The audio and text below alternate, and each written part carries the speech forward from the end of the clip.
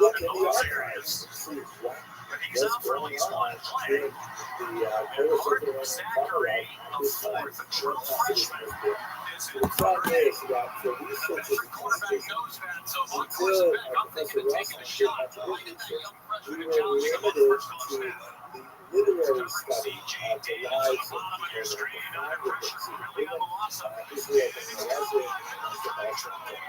We have very hagiographic books like this one, Shifrei Hadash, in praise of the Baal Shem Tov, which was kind of like a melange of good historical data buried within miracle stories and legends, some obvious falsifications or fabrications, especially because this went through several editions and you usually see layers of editing material that was added. And it was really difficult to tease out who exactly founded the there were even some scholars who doubted whether this Israel ben Eliezer was a real person.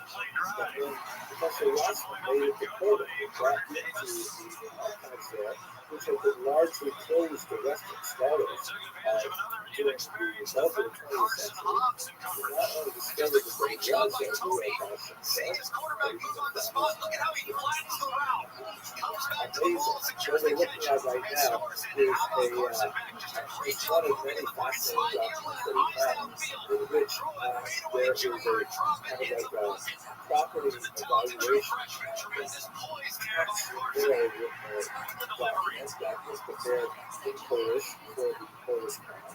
And you can see that in house number 93, it's kind of like enlarged here. In house number 93, there was a man living called Baal Shem. And another document is spelled out more clearly. Baal Shem Tov was his name. And he was himself. What Professor Rothschild discovered is that, yes, there was a man named Israel Baal Shem Tov, and he lived between 1699 and 1760 in this town of Jewish, and that he had a tax-free existence. Not quite as a rabbi, sometimes in the documents he's actually called a lector, in the sense of a professor, rather than necessarily a physician. And his main job appears to be the provision of accurate spiritual guidance to the people of Israel. Services rendered in return were provided with a salary for himself and his dependents, and his free house in which to live, like a parson champion. So he was a real figure and served in a quasi-rabbinic fashion, not precisely a rabbi in the sense that we see in other contexts, but really as a church figure. So let's try to understand the Baal Shem Tov within the context of his discourses, try to understand why this middle-sized village with hired a person like the Baal Shem Tov in the face of the possibility of tradition. This is a photograph of my good friend and colleague, Dr. Yochanan Petrovsky Stern, in his youth. This picture was taken at the end of 1992. He was one of the first people to gain access, just like Professor Moshe Rothman. He was one of the first people to gain access to Soviet archives in Kiev, and he especially was in the Bernadski Library, where he discovered the writings of called Hillel Baal Shem. Hillel Baal Shem turns out to be extremely important here, as the person that we associate with the foundation of Hasidism is called the Baal Shem Tov. His proper name is Israel ben Eliezer. But Baal Shem Tov literally means master of the good things. That's a literal translation, but it's not actually an accurate translation. Baal Shem means a master of God's things, in the sense of someone who is able to write a good amulet. Amulets were incredibly widespread in the 18th century. These were kind of like written petitions or for urgent purposes, asking that God affect some change in life, ensure personal livelihood, ensure health, safe delivery, conception, marriage, all kinds of things. You would go to this kind of policy and ask for a praise from God, and that list would write out a document for you, sometimes illustrated with symbols, things like that.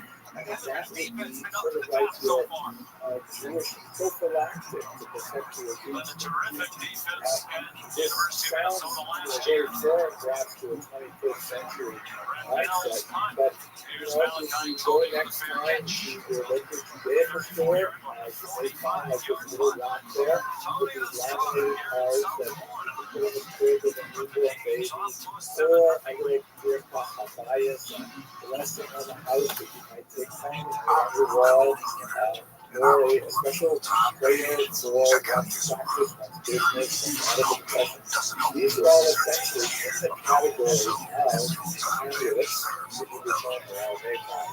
that were professionally produced. As you might expect, many of these ballet chains were essentially snake oil salesmen. They were, charlatans who were producing these things for money, and they had no special training, and they were just, it was just a business being people's hopes, fears, desires, and so on. The Baal Shem Tov, by the way, Hillel Baal Shem is perhaps the most famous of these tens of ballet Shem that Dr. Rothschild discovered that were wandering around Ukraine at this time in the early 18th century. Hillel Baal Shem was one of the more interesting ones in that he left behind a large manuscript called Sefer HaSheker, in which he wrote down all kinds of samples of legitimate amulets with instructions on how to create them, how to manipulate the divine names with various spellings and so on, when it should be used, when it should not be used, and so on. And he specifically directed that his book should not be published. He did not want to make that big trip from manuscript to book because he felt that the printed book would be too widely circulated, and these were secrets of the Torah that should be preserved only for legitimate use. So that's the cultural milieu from which the Baal Shem Tov emerges. Now he is known, however, as the Baal Shem Tov, the master of the good name.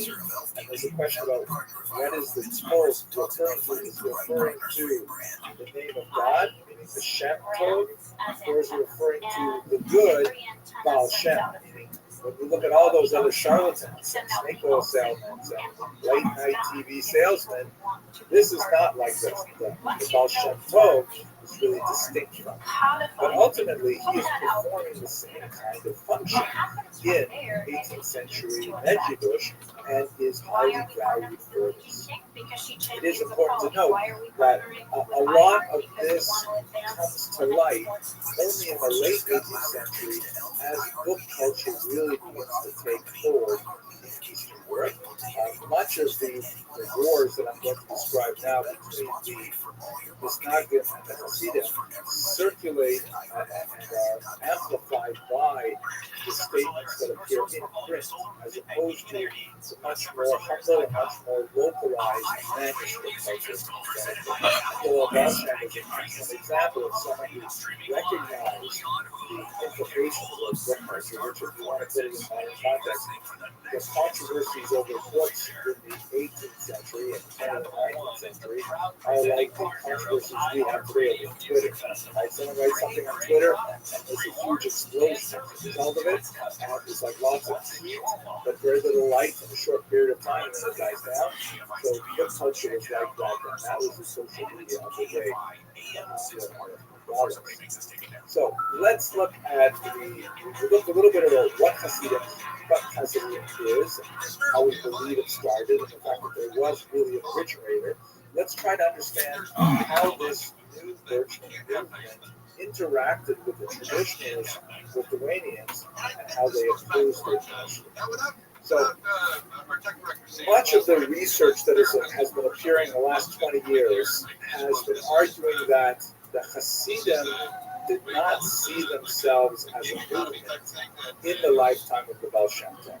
When he died in 1760, he was just viewed as being part of a continuity from the past in terms of those amulet makers who were popular leaders and very charismatic and wonder workers and so on.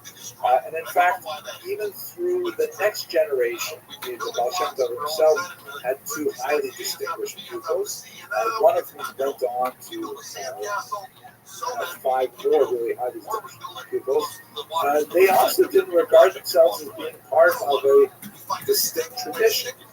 It is only when they met the opposition from the Misnagdim that they began to coalesce around the idea that Hasidism was a thing unto itself. I mentioned that the Baal Shem Tov had two distinct, very important Talmidim or students, Yaakov Yosef of Portmorier and Dov Ber, the Maggid of Mezrich. Dov Ber is, for our purposes, much more significant because unlike Yaakov Yosef, Dov Ber assembled 5 really important students. And it's also clear from the research into his work that it's not like he was trying to establish a school. The 5 of them really only met with him very frequently, and some of his most important students, like Shneur Zerman of Liadi, actually only met with him in a very limited fashion. But nevertheless, these 5 disciples, who are kind of like the intellectual grandchildren of the Baal Shem Tov, they are the founding dynasties, and everything comes really from these 5 streams. I'm going to identify one in particular. We could simply speak about the other 4 in great length, but tonight, given the scope of our talk, we look at Rabbi Shlomo Zalman of Liadi, who is the founder of the Chabad Hasidah, very important Hasidic movement in America and around the world today, and also very much involved in the conflict with the Misnagdim. This map here from Marcin Bodziński's amazing historical atlas of Hasidism gives you a sense of the spread of the Hasidic movement from Mezrich as a result of the war. As I mentioned, the subconsciousness of the Hasidim saying, hey, we are a thing, we are a movement, really begins right around the death of the war, because that's when they begin to feel the real weight of the opposition. Dylan Joyce again. The Vilna, the Vilna Gaon, whose years were 720 to 777, was the unparalleled spiritual king of Eastern Europe. He did not, strictly speaking, serve as a pulpit rabbi, rather spent much of his time learning in seclusion. There was a tremendous amount of commentary on the Talmud and Kabbalistic literature as well. And he began to react to reports of the behavior of these followers of the Maggid of Mezrich and others, and he began to circulate that he was going to support a man. I never thought this would happen. That is a formal repudiation of these rabbis and their students, and that this would have tremendous implications for the functioning of this amazing movement. What were the main charges? Well, I'm going to list a few of them in order here, and we'll unpack them in these. One of the first charges, what was wrong with these Hasidim, especially because we saw in the very beginning of the lecture that they really so much like the Misnagdim opponents. It's not like you can point at one box and say, hey, see, look at this is what they do, this is against the Torah. It's not a really clear type thing. So one thing is for sure, they're organizing separate prayer groups. This has tremendous significance because the Jews were organized in the Jewish structure of Eastern Europe within a very tight hierarchical command. And that when Jews would separate from the given synagogue in the town, this represents a fraction of not a large population.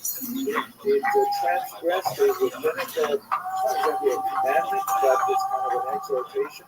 Like you see it there, what do not separate from the community. I checked Allstate first and saved hundreds on my car insurance. More Unfortunately, serious I than didn't what check we it see in America with today with my boss. regular opinions, because as we saw earlier with Ben Sion Dino, it will represent a diversion of a revenue stream as Hasidim begin to gravitate towards unofficial spiritual leaders who are not the town rabbis. They are not officially appointed in any way, and if those Hasidim find a way to economically support this charismatic leader and do it by not spending money Don't just hope for a strong future. Plan for it. Plan is support the town rabbi, that represents an economic challenge, as we saw briefly in the work of people. Related to that, a little bit more halachic in nature, the Hasidim speak more mandated Torah. And earlier I talked about how the Hasidim are like kind of Jewish only more so, and this appears to be more of a clear evaluation of halacha, but the reality is a little more complicated because, let's say, for example, the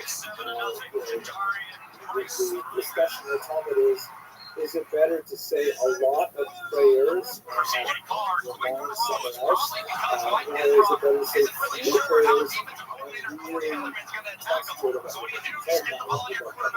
The answer, of course, is it's much better to say less prayers, but really and operating concept.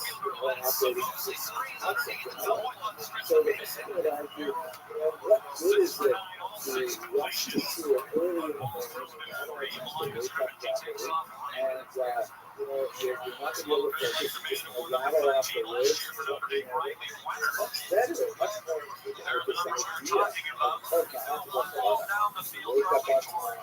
And moreover, although the personality typically do not eat before they pray, because it's considered rude to God that you should take care of your own stomach before you take care of leading the creator, they would say, what kind of idea is that? You should be able to settle yourself and be focused and centered before the Lord. I would offer, for example, metaphors of when you go to a forest and chop down a tree. Doesn't it make sense to sharpen your piece first? Like that famous statement, which is attributed to Abraham Lincoln. If I had 6 hours to cut down a tree, I would spend 1 hour cutting, but 5 hours sharpening the axe. Right? So this is the reason they would say that they would ignore the mandated prayer times and they would daven Shabbos a little bit later in the morning. So what doesn't make the holy work better, which isn't it that more important to God, so to speak. So it's not a clear break of tradition, but it's kind of like bending the rules in order to make this more rich, so to speak. He said they're separated. Notice that all 3 of these things refer to separate from me. They stopped saying the traditional Ashkenazic prayers in the Siddur and they started using a prayer book that was inspired by the Kabbalists, Isaac Word. They also separated by maintaining separate kosher slaughter. And it's not that they're saying that the regular slaughter is not kosher. They would just like to be more careful. And they specifically have a dispute over whether the blade at night should be sharper or should be more perfectly honed. The reason for this is a little bit beyond but basically they argue that the knife should be aggravated differently than it used to be. But they all agree on the laws of slaughter, but this also means the revenue stream would no longer go to the traditional town rabbi, now it would go to the city slaughter. The one down, of course, is the master of the town, as he says, but it's even just not surprising, given that where they come from, there are no great machines in northern Europe and Pennsylvania, but nevertheless, he argues that they're valorizing prayer in particular over study of the Talmud, which is a slight difference in emphasis to the Talmud. And instead of studying the Talmud, they're studying Kabbalah, which is like something which is so outrageous because the Kabbalah should only be studied after you've already mastered the Talmud. The Talmud is considered the real Torah, the Kabbalah is considered the hidden Torah. So when you study the hidden things before you get to the real things. And then there's a whole bunch of discussions about the raucous, unruly, drunken behavior, the emphasis on camaraderie, singing, and yes, alcohol is an important part of the Hasidic Chabrenim now. And they argue that this is really not going to be for much more austere, sober Lithuanian. You have an expression of the ideas told as a Lithuanian because they see people like the Demogod with opposition as being something which is and finally, there's this discussion to argue that they practice anti-Normative behavior. There's a certain discussion that they practice inappropriate sexual relations, which is probably kind of a standard of stuff that's slipped in from the scientist movement. It's definitely practice these kinds of things. That is a highly dissident movement that engaged in Christianity and, of course, Sabbath. Now, as the draft text of this ban began to circulate, and ultimately this was going to be released in Section 72, the Alter Rebbe, who was very unrepresentative of the text, tried to go to the Demogod to have a discussion with him, but it seems that the Demogod did not want to remove himself from Bergman in such a way that they could not actually have a conversation about it, which is something that lives on in the Hasidic lore. The Stockton ended up the house was banned in 1772 and actually sent some Hasidic texts there.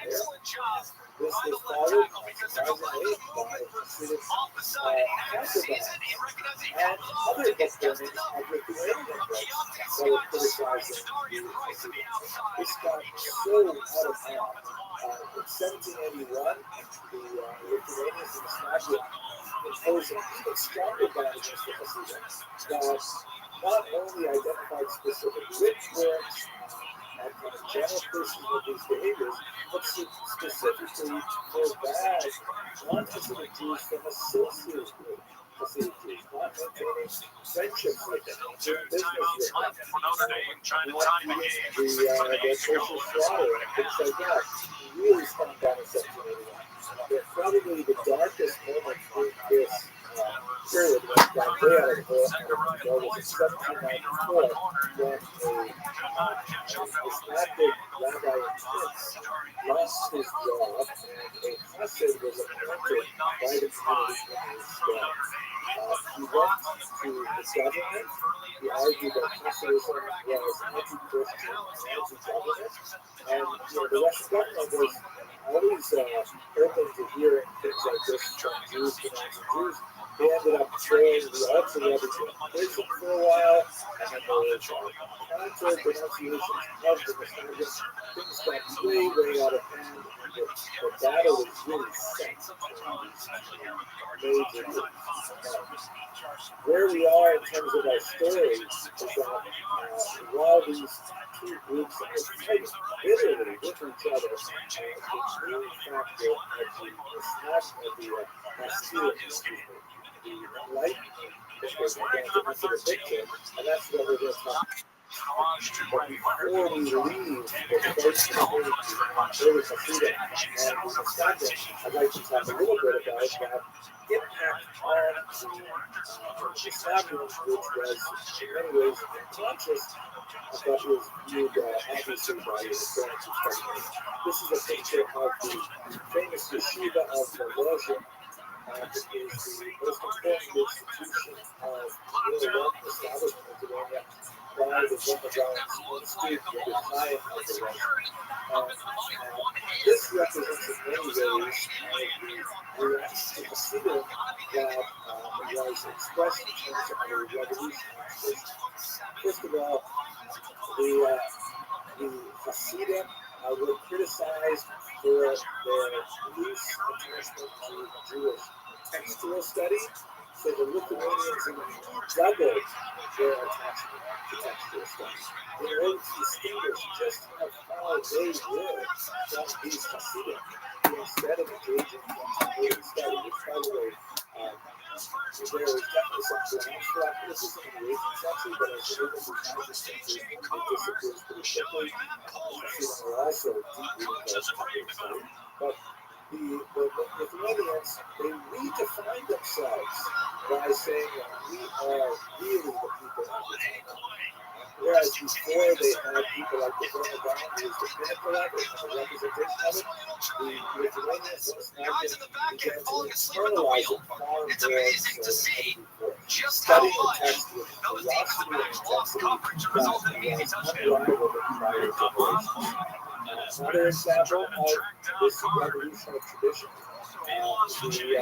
the Talmud specifically became their favorite, and they studied it more deeply than any other group. I wish I had more time to talk about the contrast between 15th and 16th century modalities of study in this part of the world, but by the time you get to the late 18th century, oh my gosh, the Midrash are totally doubling down in the way they study the Talmud. And the Kabbalah is fascinating because, of course, the ViralRabbi himself was a master Kabbalist.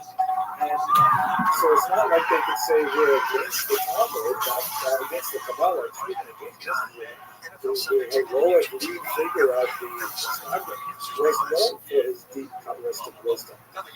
So what they instead did was they carefully parsed out who can study it, they made solely for the elite. Barriers were created to try and socially ostracize people who studied Kabbalah too early. Those, by the way, later writers of the 21st century, even though some of the greatest Kabbalists, such as, for example, Rabbi Rothschild, the great teacher of ViralRabbi, said that people should begin studying Kabbalah at 25 years of age, but that was pushed back to 40, pushed back to people over 40 years of time. So, there was a kind of pushback on popular Kabbalah. Rabbi Rothschild, the student of the ViralRabbi, wrote this rather amazing book called Portion of Time, the life of soul of life, which essentially is Kabbalah for nostalgia. This is the Kabbalah that regular nostalgics are allowed to learn. It is a remarkably powerful book. Fully 1/4 of it is devoted to discussing the Kabbalah as well as studying the Talmud. Finally, just continue, which I think you'll see more closely than anywhere else. Yo, dog. What up? How are you? What's going on, Nolan Loss?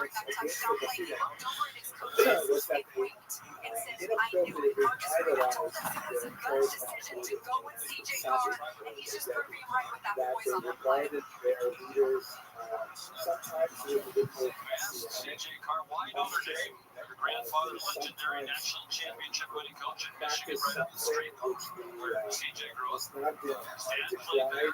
Eternal grandfather played there. Where a typical Chassid would say, who am I to pray to God? I'm not holy at all. Let me pray that my prayers will be remembered by the Rebbe, and the Rebbe prays to God that his prayers will be accepted. So the Chassid said, that's idolatry.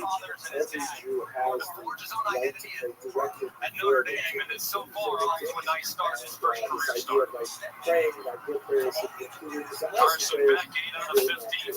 So they criticized heavily what they felt was the excessive veneration type of Sabbath, but they also began to absorb that value and the figure of the Rosh Hashiva suddenly acquired, many of these characteristics. Don't believe me? Have a look. Maybe look there at the bookstore in the biography section, where you'll see these biographies of Rabbi Rothschild that are actually unbelievable. It would fit very well with the basic So that's basically what happened in the late 18th century with the movement and the reaction of the Misnagdim. I'm going to wrap it up here. We have time for some questions, but next week we'll go on and look at how the introduction of the Western We saw the example Shannon Dawson said Carson Becker will use time at the line because he likes to send the running back out of the pass pattern. He did there. This was very nicely done too. Throw just a little bit inside, but it allows you so much freedom as your back is out. Steps up, attacks the line of scrimmage, and throws a well-timed pass just a little bit too far inside to create yards after catch.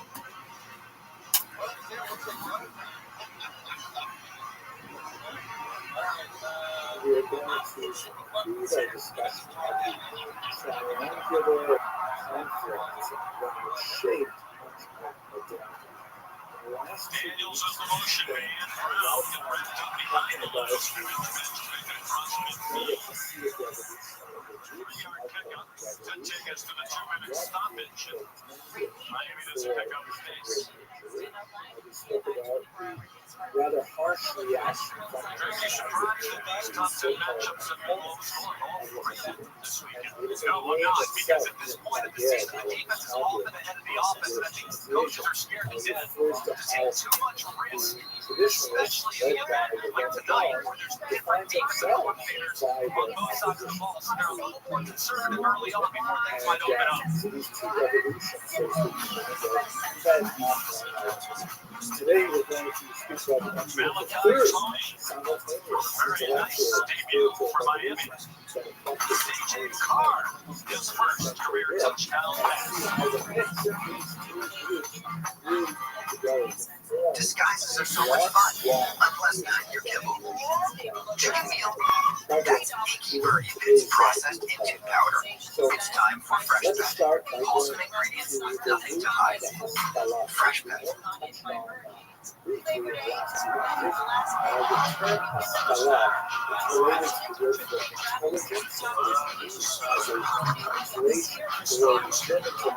Of Clara,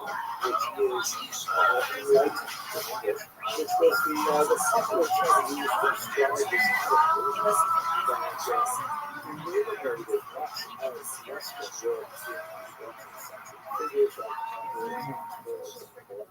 political ideas of Rousseau, Voltaire, and others contribute to this idea of increasing File you got there. Big files, really. power They don't download that fast. specifically Built to as much work class. but nevertheless still strives for that men could somehow be the arbiters of truth, the locals of truth, translate that somehow into Once we found our own hell, a personal side. An example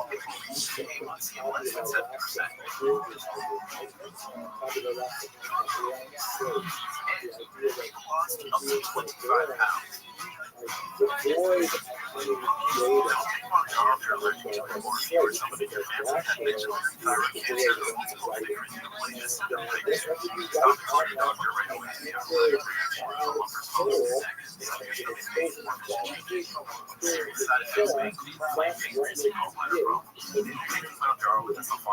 avoid any Tell your doctor there's a treatment plan to be for taking birth control pills before scheduled procedures with anesthesia. Side effects include nausea, diarrhea, and vomiting, which can cause dehydration and may cause kidney problems. $25 per month. Ask your doctor about Mount Carmel. One glimpse of always loaded Italian. let us go back a How did little they bit pile and on so explore some much? of these Jewish We intellectual just kept groups. saying, We oh, could actually spend the entire lecture just exploring this deeply. I'm going to pick out two figures, for example. One of my favorites, another amazing figure, is Isaiah de Rossi, who lived in northern Italy in the 16th century. In many ways, not a very dramatic person. He was essentially a proofreader for the American publishing industry, a copyist. But it happened in 1570. There was a dramatic earthquake in Ferrara, and he fled with much of the Jewish community that lived actually in the lowland, very close to the river, and they were really like buildings collapsing. So they actually spent a couple of weeks living outdoors, a little bit like my shul during the COVID condition. They spent a couple of weeks living outdoors with the non-Jewish citizens of Ferrara. Malachi told you the freshman in his first game has the Miami score. They're all in the same boat. They worry about what happened to their city during this really tough time. And there was set up a friendship with some Christian monks who were out there. One of his spirits came up with the ideas of this First guy's not there, second guy's not there, no problem. Outlet, he's doing it so quickly, it's been hard for Notre Dame to keep up the efficiency he's playing with. Took a different approach to Really looking like the Carson Benz he saw in his best with Georgia. Brown again. Jordan Lyons had his ankle taped a couple of times now, so I wonder if he's available. That's 4 yards. Now he probably needs to pick up the pace just a little bit. You get down to the final 80 seconds, that's when your antenna goes up. And it really goes up under 40 seconds. If you pick up the pace just like here. We think Davis will be the field goal kicker. It comes to that again as long as 51. Keelan Marion swung down, but he has the first down. Kristen Green there for the Irish. Under a minute to go, the clock stops rolling to move the chains. 7-yard gain.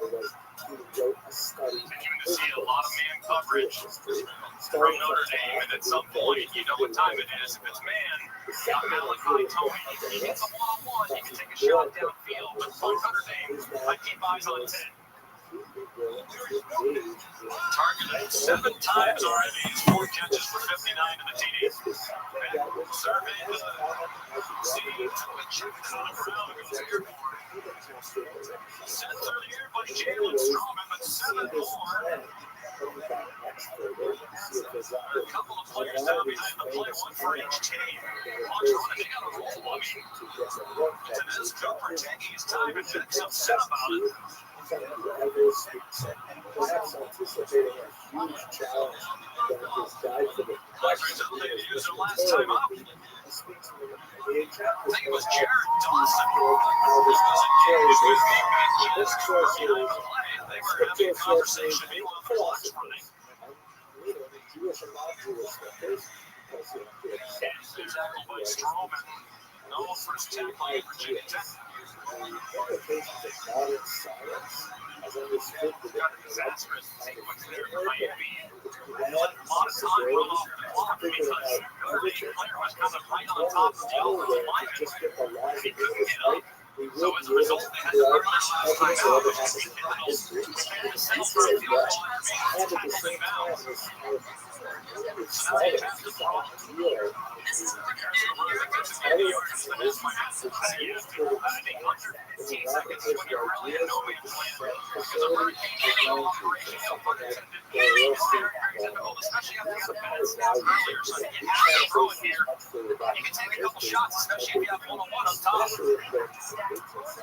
Next 5 for his last 5 for 36 yards, 12 for 19 total. Under pressure of his big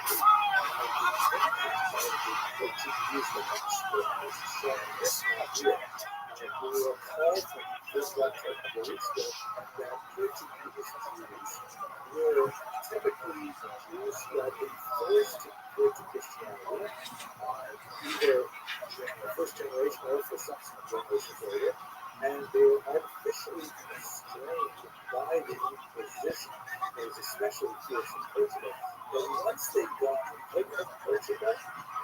actually use their Christian driver's licenses to get full pass into secular culture. And even though when there's actually more hospitable times like Amsterdam, for example, the New Amsterdam as well, here in New York City, they could show their additional identity and resume their Jewish identity. By the time that happened, they may have been Jewish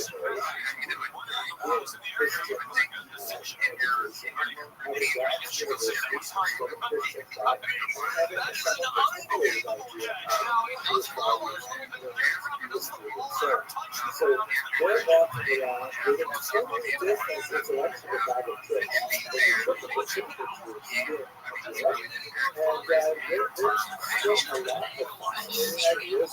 Many of them deeply challenging to the Jewish status quo. People like Spinoza and check it out and so forth. It's a fucking great catch.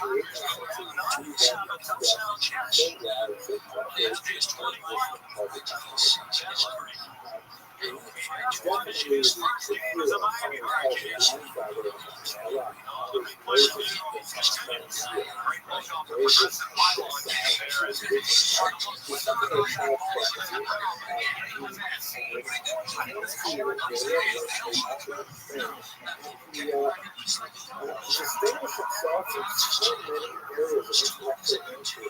First and foremost, because he was able to shed Yiddish German most Jews spoke is the Yiddish language overran their German speakers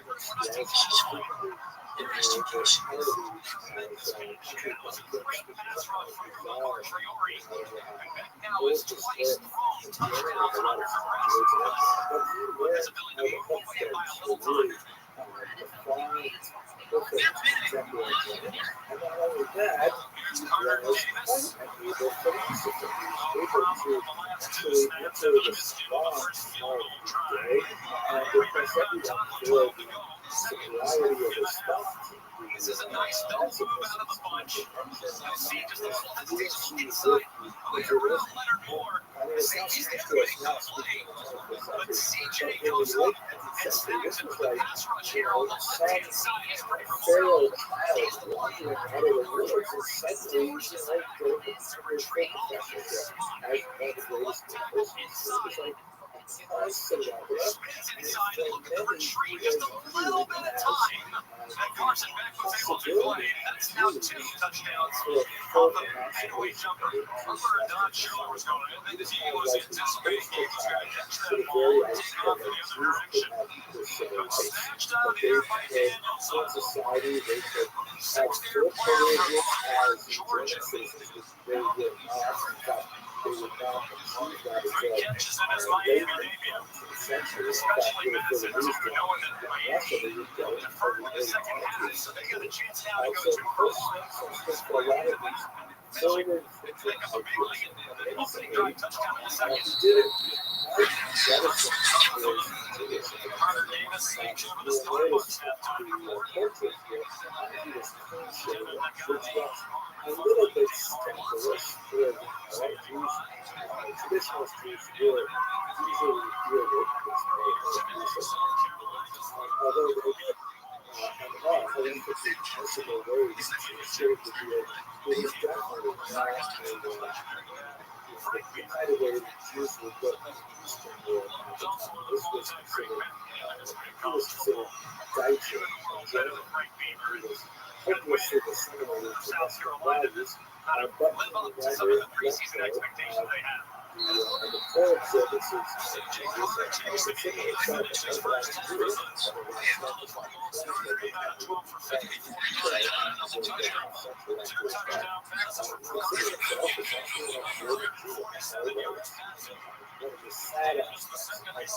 That was an amazing catch. Quarterback catching that one.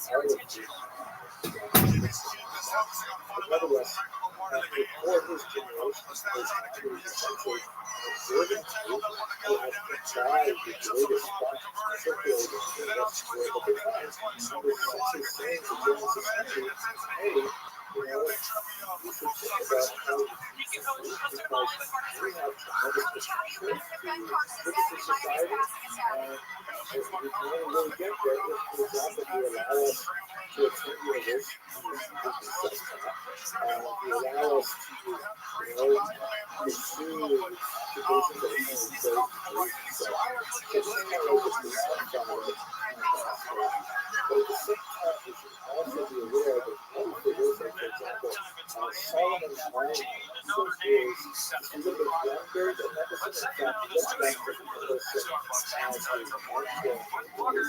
Solomon not only was very talented philosopher, he debated quite successfully with the knowledge and duplicated a lot of the strengths that Nebuchadnezzar had.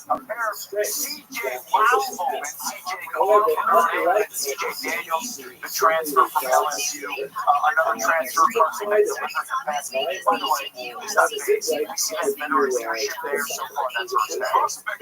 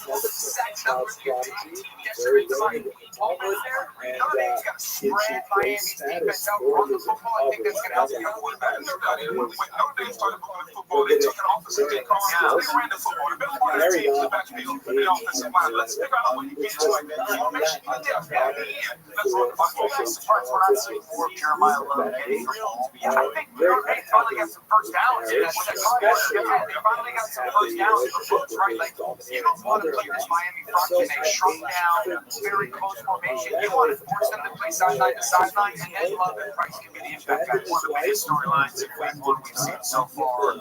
Faces in places. So that was another storyline. And so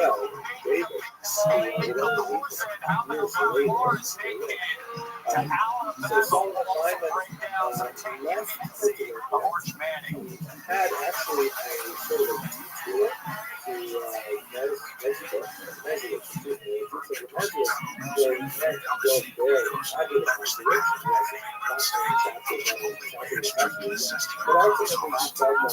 felt that he was more inspired, more motivated, devotion, and enthusiasm. It was essentially what he regarded as the same kind of mindset that he had imbibed as a publicist, just wanted to get that all behind him. He came to Germany, he was got up in all kinds of trouble, misery, brothels, and so on, and his autobiography is very entertaining, but personally, I don't think it was very likable. But he's also replaced because unlike Nicholson, who said that you can be Jews and be good Germans and be good modern citizens of Europe, we can have it all. Solomon Lyman says, check it over the side. Somebody who looks like over space methods, it's a powerhouse. It's a long tradition of the wow, the powerhouse. Watch. That's also this would be especially significant when you move into James.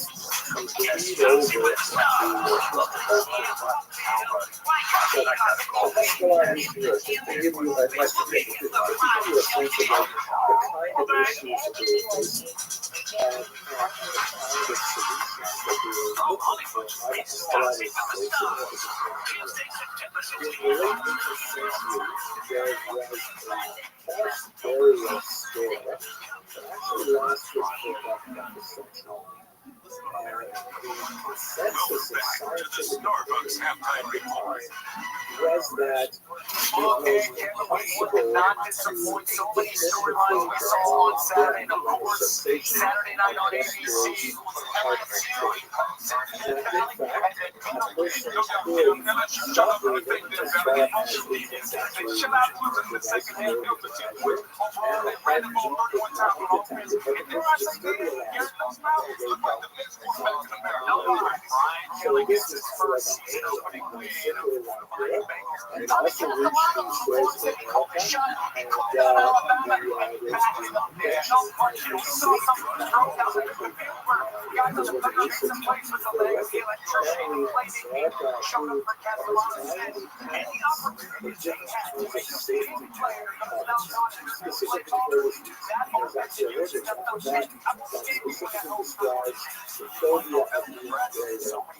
and also reached these goals in the left is ideally departed, who has been very figuring out his system.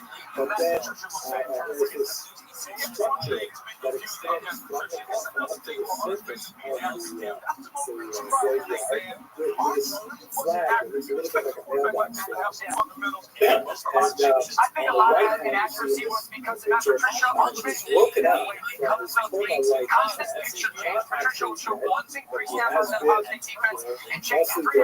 been mostly buried. Operates this little bridge that swings the flag as it pops up in the air. Hopefully, so that people walking by the graveyard will see that flag flying in the air and get kind of chill up in the sky. And then people will go to the showers and rest. There are also versions of this that have like cells, systems attached to it. There is a rising probably not true, but that the phrase saved by the bell refers to the remnants of the bells that saved the The only place that he could actually throw the ball to is the tight end. Even though it doesn't get the first down, the picture change from first down to post down.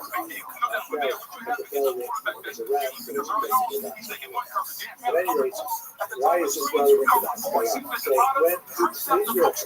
with the Once again, you're going to get ton coverage. 3 over 2, you have 3 defenders up top. 1, 2, 3 defenders. Excuse me, 2 defenders versus 1. And then you have another 2 guys there versus 1. That's advantage defense. 2 over 1, 2 over 1. The picture change. Arthur's going, where is everybody? Where's everybody? Hold the ball for nowhere to throw the ball. That's not really what it's for. You got a young quarterback. Basically, pushed off the ball. I'm going to show you. I'm going to show you. Because I know it's not young. That's what I'm going to say.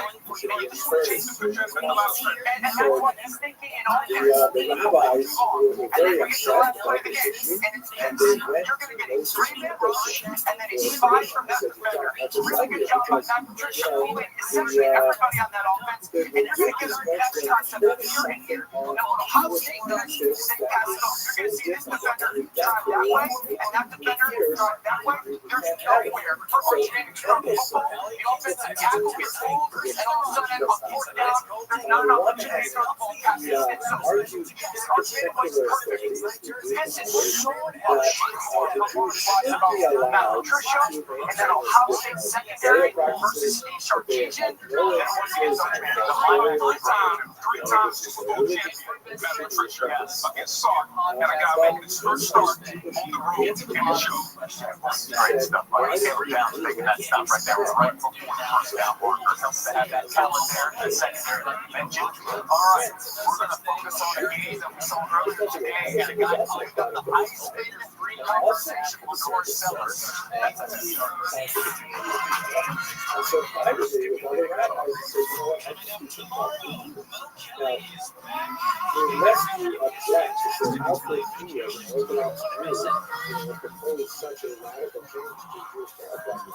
The truth is, he was really arguing that he was saying we should go back to a much earlier Jewish practice. It's not very well known, but in fact, in much of the Talmudic period, the Mishnah period, Jews did essentially practice a kind of a dual burial system. You just got $180 fabulous annual Grand Maxi dress for $54, which means you also just got a $180 reason to actually use your saving desk for $54. Disinterred, and they will be brought to family press like this one. Ultra-filtered milk.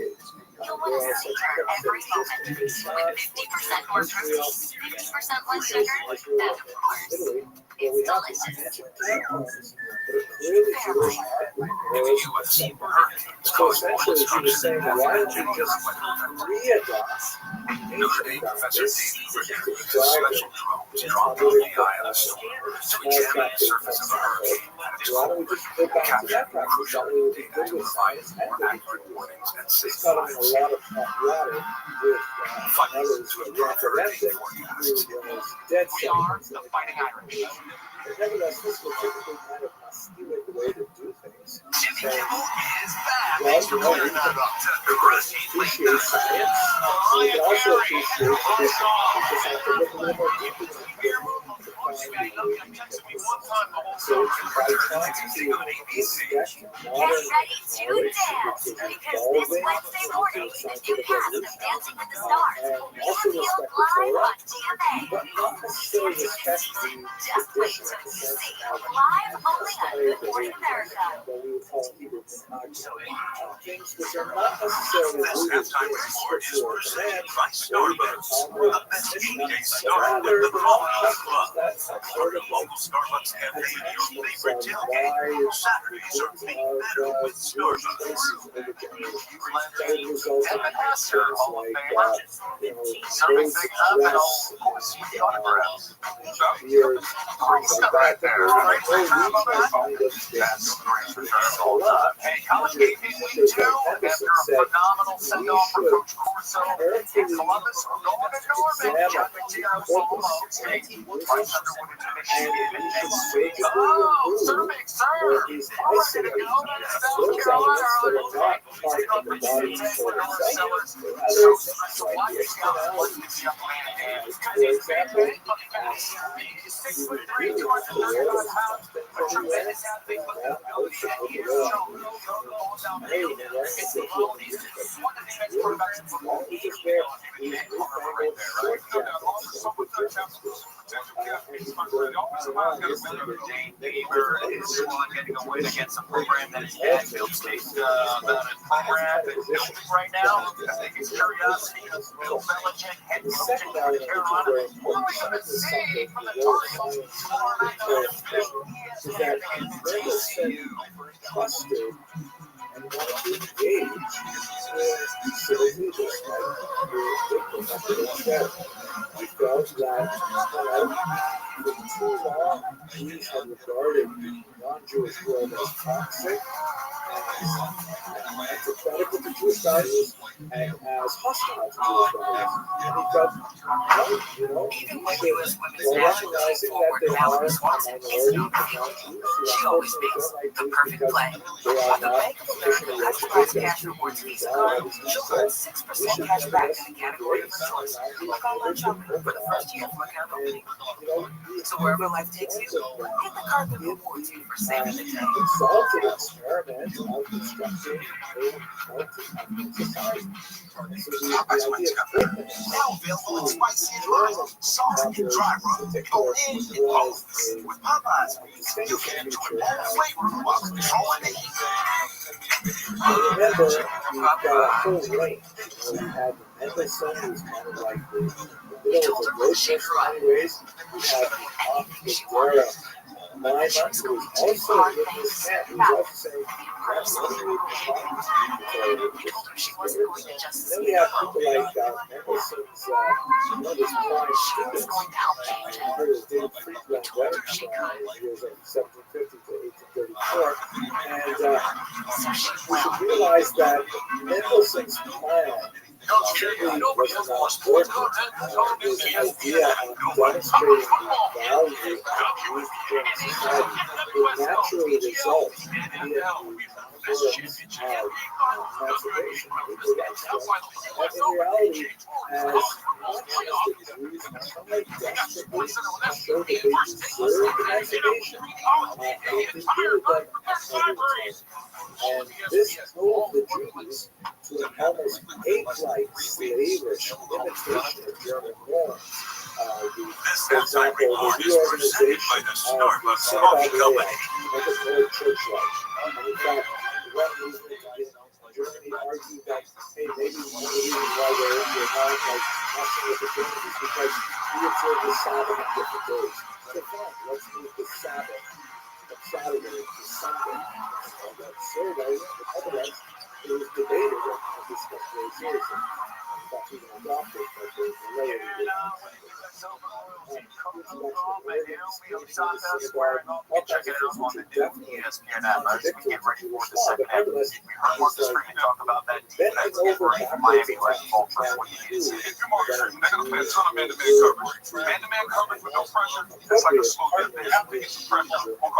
I think they got to get the Carson back. You know, he's said a couple times, you've heard Greg talk about it. Get the Carson back. And I promise you, This was realizing that one of the only ways that Germany seemed to accept Jews from inside is if they would work. We see this over and over again. Gustav Mahler, Moser, Karl Marx's parents, who are baptized under the Talmud, a poet, but the only way they can really get university positions or reasonable jobs in publishing certain places is if they formally adopted Christianity. it's time to escape to the great life. So Friedlander said, you know what? Okay, how about this? He actually wrote an open letter saying, how about all of us Jews convert to Lutheranism? We just want to do it on our own terms. Is this a house? It's a really powerhouse for ACC football. Powerhouse Conference, baby. Best matchups, best fans. This is why it's so powerhouse. 17 obviously, plus a fan. Wow, okay. Get that elusive German citizenship that they would do anything for it. Stretched out way beyond anything that Anderson himself was. And just to put this in context, this is the audience here. There were, genuine Orthodox figures who found a way to kind of spread this needle. One of the most famous examples is Florence Hirsch, who in the middle of the 19th century articulated a very controversial strategy, which means that one of the things that was necessary was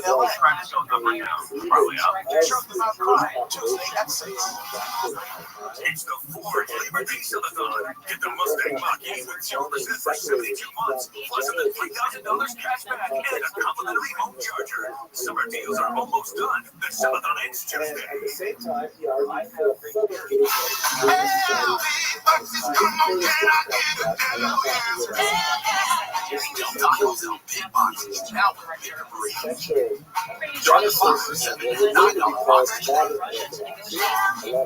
With a new Toyota for Toyota's national sales event, summer plays on. Whether you're teaching or just tailgating, showing up for the holidays. With a new Toyota, you can keep summer playing anywhere. So just get in and go in a Tacoma. Now you can lease or work in a Tacoma for just $249 a month. That's right, just $249 a month. Come in today. Toyota, let's go places. When you do your grocery shopping at Smart and Final, you'll find low prices every day and savings in every aisle. Get everything everything from Labor Day Let's go. and more. That's what's Only going on at in Smart West and Final. Where else? It's the Ford Labor Day seminar. Get $1,000 Traxxas cash on select Ford models. And if your final chance for Ford's 2-year complimentary maintenance plan, midsummer deals before the cinema ends Tuesday. Your eyewitness news, LA's hometown news team. One of the most important ways in which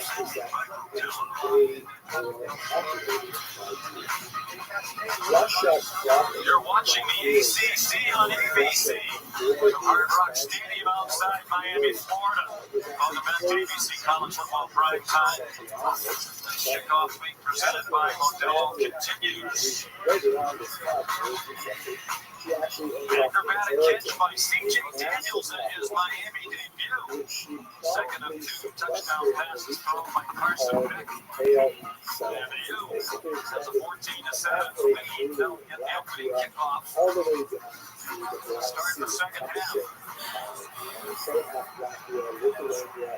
Marcello Diabetti is the kickoff man this year. Keelan Marion, dangerous return man. Back before Miami's not going to try it. Miami on a 7-point lead to start the second half. Sherman Dunn and Greg McElroy. Interesting games in the first half. It's been terrific. I mean, back and forth. Defense making adjustments. Offense making plays. But Carson Beck really played well. I think in the first half of that football game, he's going against an elite secondary that has given him some different looks. But for the most part, he made great decisions. He moved in the pocket. Marcus Freeman talked about trying to create more pressure. So we'll see here in the second half if they decide to blitz him a little more to make him uncomfortable. They had only 2 plays in the first half that went for 20 yards or more. They were the 2 touchdown passes. 28 to Malachi Tony and the 20-yard acrobatic snatch. C.J. Daniels was stopped the play. Germany was regarded by Jews as Just about to say, for an opening game, it was very well played. Clearly played. There's only 1 penalty in the first half. Now there was 2, both against Miami. Not great there to start the second half. You're all jacked up, all fired up, score a touchdown end of half. And slow and lethargic getting out of the huddle there to start this opening third quarter. Only 1 turnover in the first half by Malachi Fields of Notre Dame. A lost fumble his first touch. He's a fighting Irish player. Defense covered it up enough for a bad snap on a field goal try. Beck runs back from the original line of scrimmage. Here's a look at his first 30 minutes of the game, too. Very decisive, but I love how he moved the pocket and how he kept his eyes downfield. All yardage first 10. Slides to his left side. Downfield throws a perfect ball. To Malachi Tony for a touchdown. And then another great run by Bubakar Traore inside. He's got the help down working right. C.J. Daniels makes the incredible catch. Second and 10. Mark Fletcher. Harder 2 yards. Jerry Dawson. Tackled him. Now, obvious passing situation. Marcus Freeman talked in the first half about how do we make Carson Beck more uncomfortable. We can do that by blitzing Carson protections and making sure he redirects where he needs to go. Let's see if Chris Adams decides to allow these guys on the run in their ears back. Well, there's a difference. Chatted with Carson Beck the other day, said in Georgia, he was not allowed to do much in the line of scrimmage. Maybe check out one run to a different run. He has much more flexibility here. And he's going to turn it around. He's on target for another first down. On to the left of the tight end. He was a backup last year and had 9 catches as a grab here for 15 yards and a first down. And look at the eyes. What does that tell you? Zone coverage. This Carson Beck do a great job of diagnosing it and making it great. The eyes are on the wide receivers. You know it's man, but when they're on the quarterback, you got zone. He throws a perfect ball to his tight end for the conversion. Beck 7 for his last 7. Getting back to the end of the first half. Georgia completed 72% of his passes, pulled up 6 season record. these are things that happen because we use such great numbers.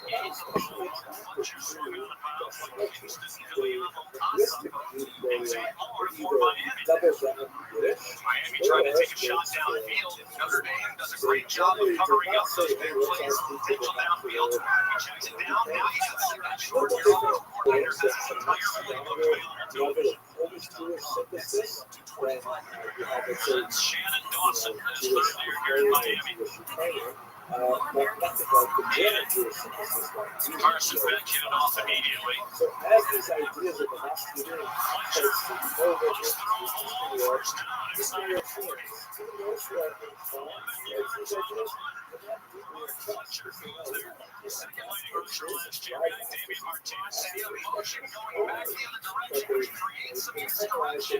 Pretty good job there by number one, Jojo Trainer, getting up inside, kind of acting as a fullback. And the on short. Close to another first down, 9 more on the run. He embodies this view, saying, okay, let's one of the great things going on in Europe and science, and maybe like the math things like that. He looks around and just appreciates Dawson's personality. Shannon's a pretty chill guy. And they just meshed. You can just tell Carson is playing so comfortable and is happy in this offense. I'd be looking to take a shot on second short. At least they have a logical system and they're sober. True, all of these first down. Carson Beck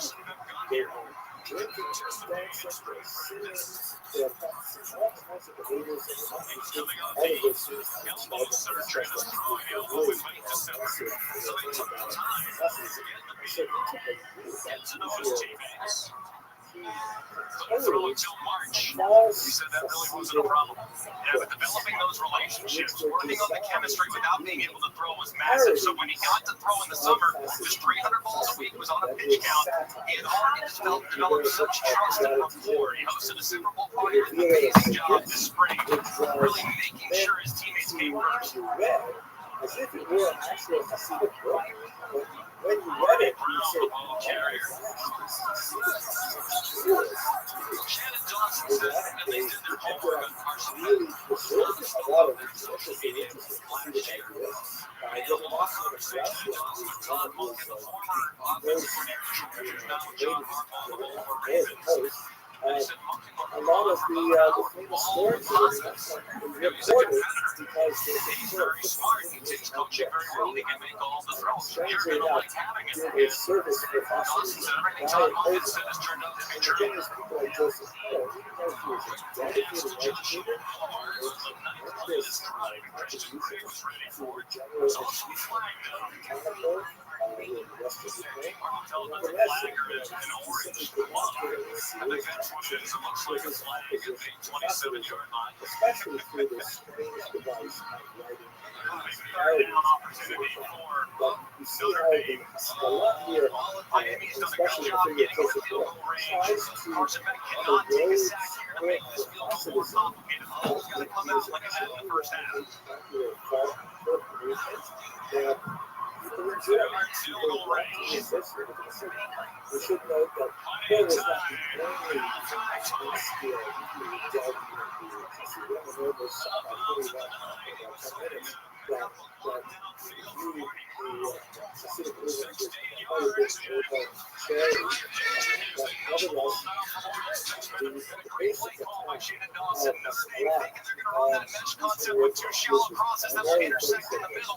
Instead, they show the shallow cross mesh and then boom, break it back out where Tony can find plenty of space. His fifth catch, this one for 16 yards, he has 75 receiving yards total on TD.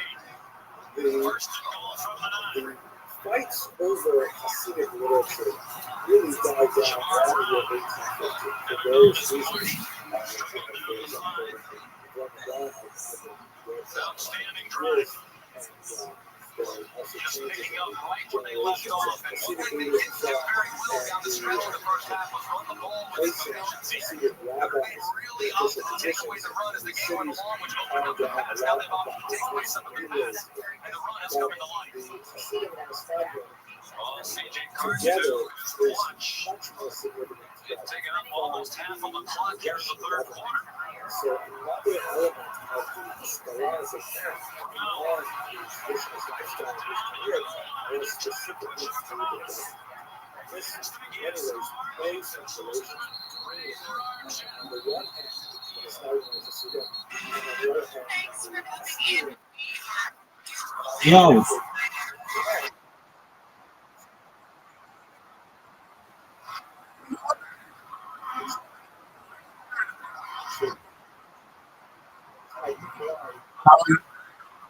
How are you? What up? Do you speak English? Hello. What's up, Ignition? How'd you find out about me? How did you find out about me?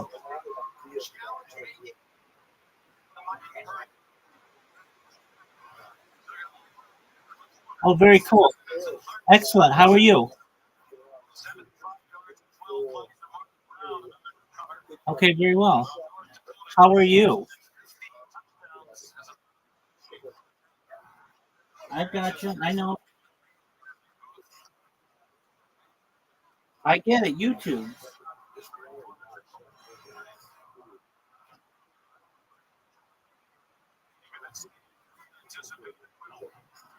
What's good? I'm well, thank you.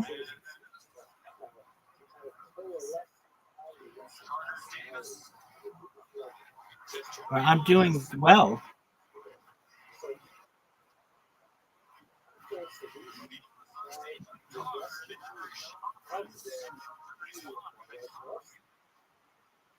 What are your hobbies? What do you like to do? What are your favorite things?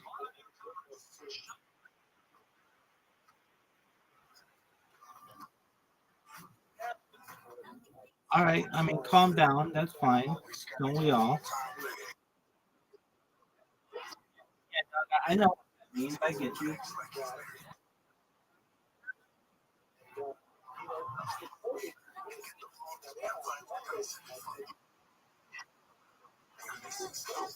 Excellent. What's good? What did you do today? What did you do today?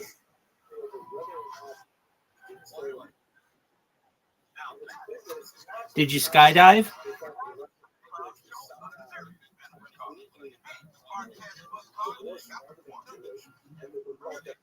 Did you play baseball?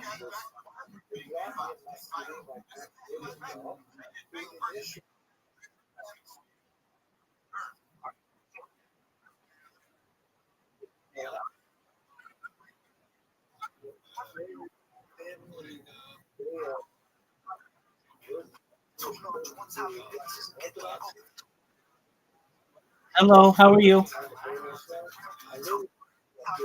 Excellent.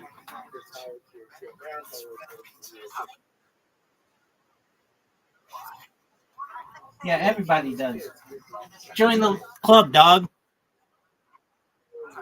I'm here, baby.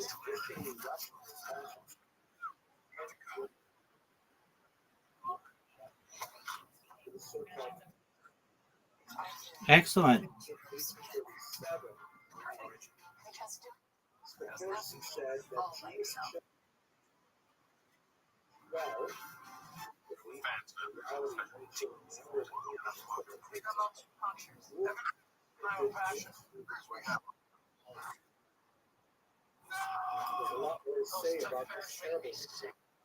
Yo, pimp.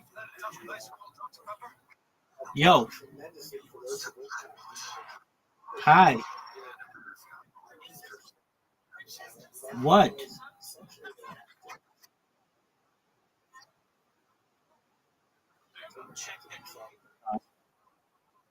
Oh, what you're talking about.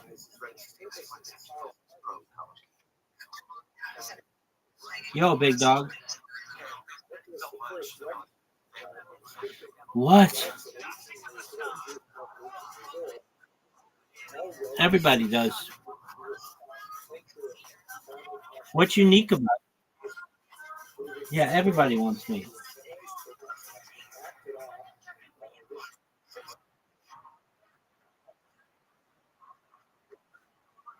Yo, dog, you need to speak English.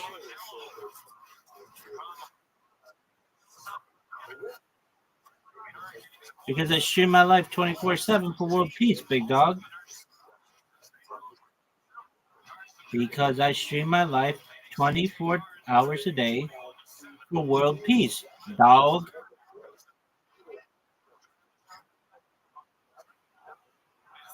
Oh, I did that earlier. Yeah, yeah, I did.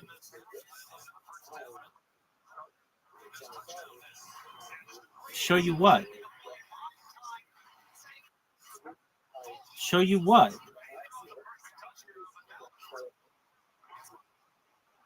Calm down. Calm down, big dog. Calm down, big dog. Calm down, big dog. I'm gonna mute you. I'm watching a game. No, no, no. I'm watching a game, dog. Yo, dog.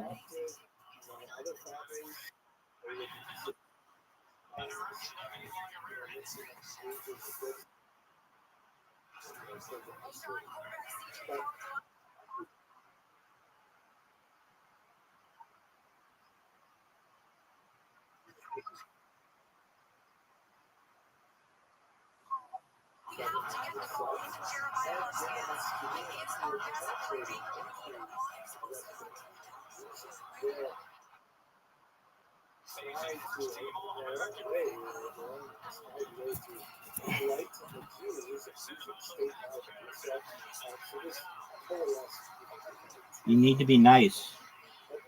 Can't be so loud.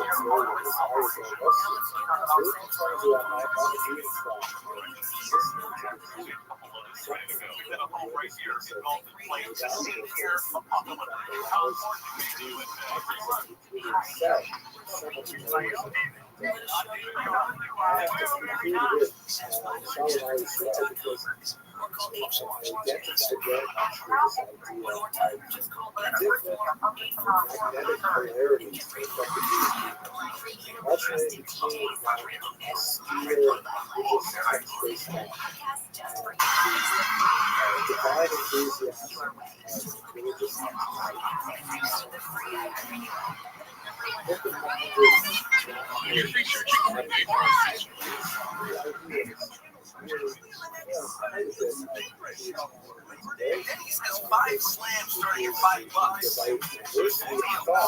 That high and under, but I have no idea. 5 slams starting at $5? It's my chance. More smart things. When life calls for more, Mazda answers. With more adventure, more grit, and confidence. The Mazda CX-50, assembled in America, and the Mazda CX-5. Discover more at the Mazda Summer Sales Event. Current inventory remains unaffected by new tariffs. Take advantage of one of these exceptional offers during the More to Move You sales event.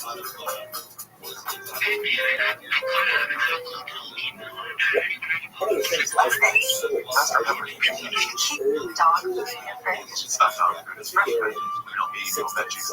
It's dog. is the fact that it was a place that people very fresh guys and they came together to do something. We're back in Miami, the Hurricanes. That With the really ball trying to score a touchdown for the third straight. Now here's the penalty. one of those Right there on the right side of the screen. Transfer from Louisiana Tech. Big play. Hits the Belfast defender for Notre Dame. Had the ball. I think there was enough there. right up to 15-yard penalty. Ben Austin, Ben, do you agree? we all love reading about us with great illustrations. This is the things for the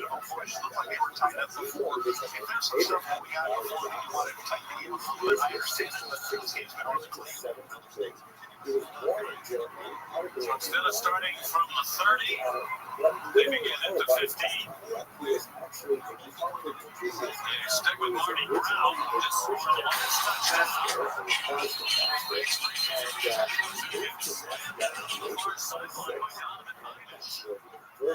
one of the new Notre Dame captains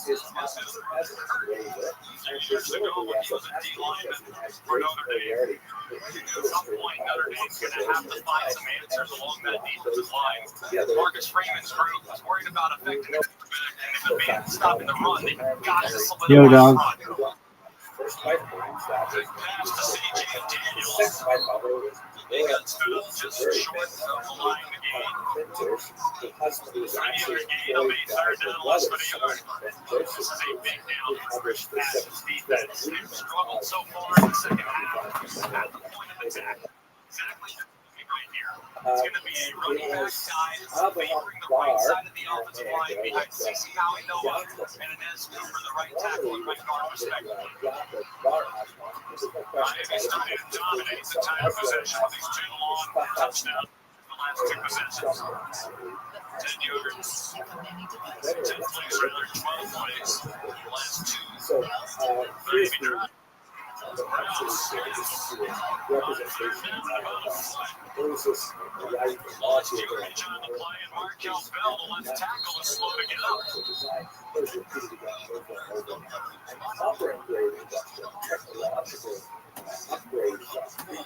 That was enormous for Notre Dame. Really did a great job on the right side of that defensive line. They knew where it was going. That ball was going to the right-hand side behind the All-Americans. They stopped it immediately. And Brown trying to get back to the left where he rolls up over the left leg of his left tackle. Just a huge stand for the Irish. Reaches out to receive Moses, and then on the left side of the foreground, you First, they rolled up on the back of Bell. If they have a concern on the offensive line, it would be Markel Bell, the left tackle. Pretty good. Has had his handful a couple times with the edge rushers, but in the run game, that's where he's actually good. Big stop for Notre Dame with help on the football. Obviously, they were doing some tumbling punt. Takes a bad bounce for Miami. Down at the 36, winds up as a 41-yard punt. 5:11 to go, third quarter here in South Florida. The home team up by 14.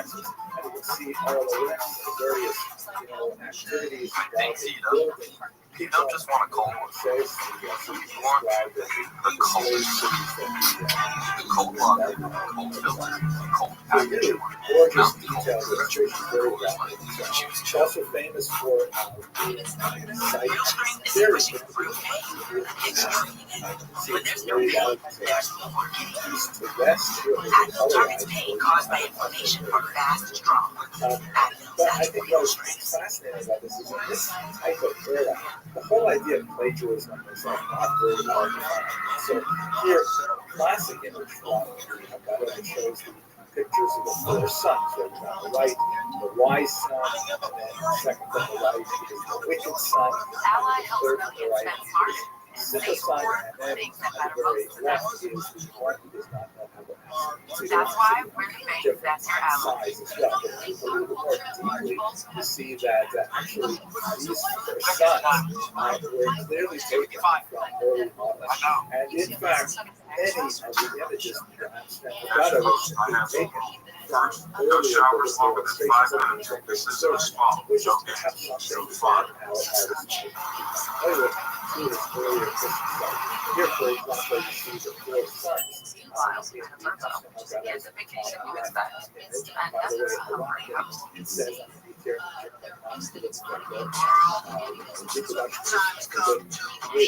which is ironic because it focuses exactly what he was doing. This is also from 1931, so it's already well.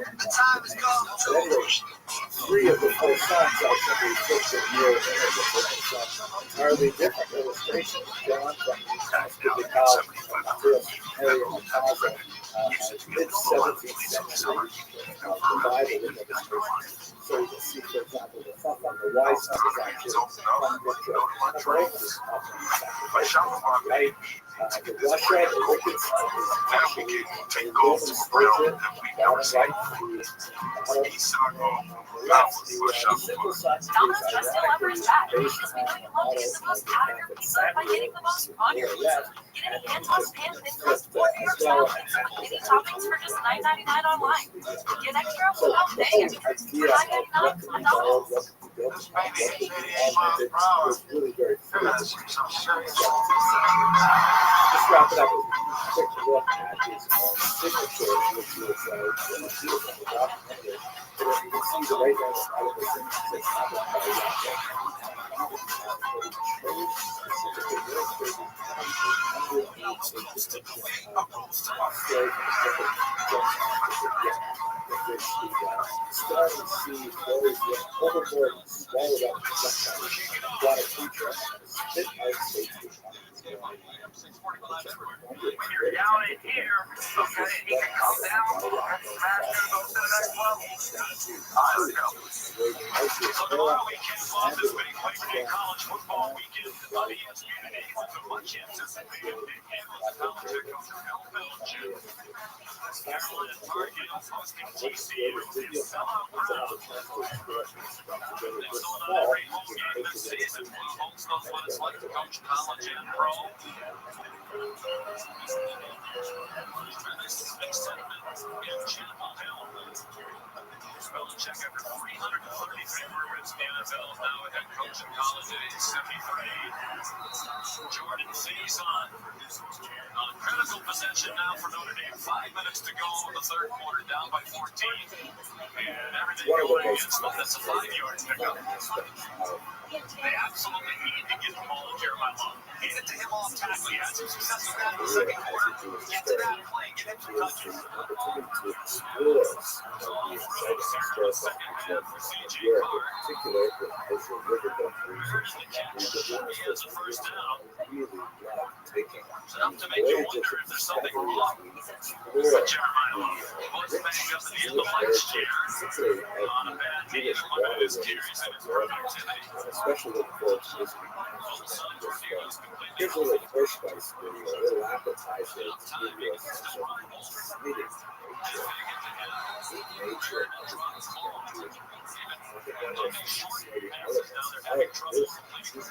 So let's look early in the game, but at some point, you got to feature your best player. Dorian Price had some success there in the second quarter. Alex Moss turned some of those plays on tackles that gave Miami some speaking specifically about Julio Costa, also referred to as Don Costa, who was born in 1583 and passed away in 1604. His tragic story has been dramatized and produced in theater in many different parts of Europe. For example, you see a version of the Polish production as his coverage, which means Jay Gar's got a lot of freedom to take off.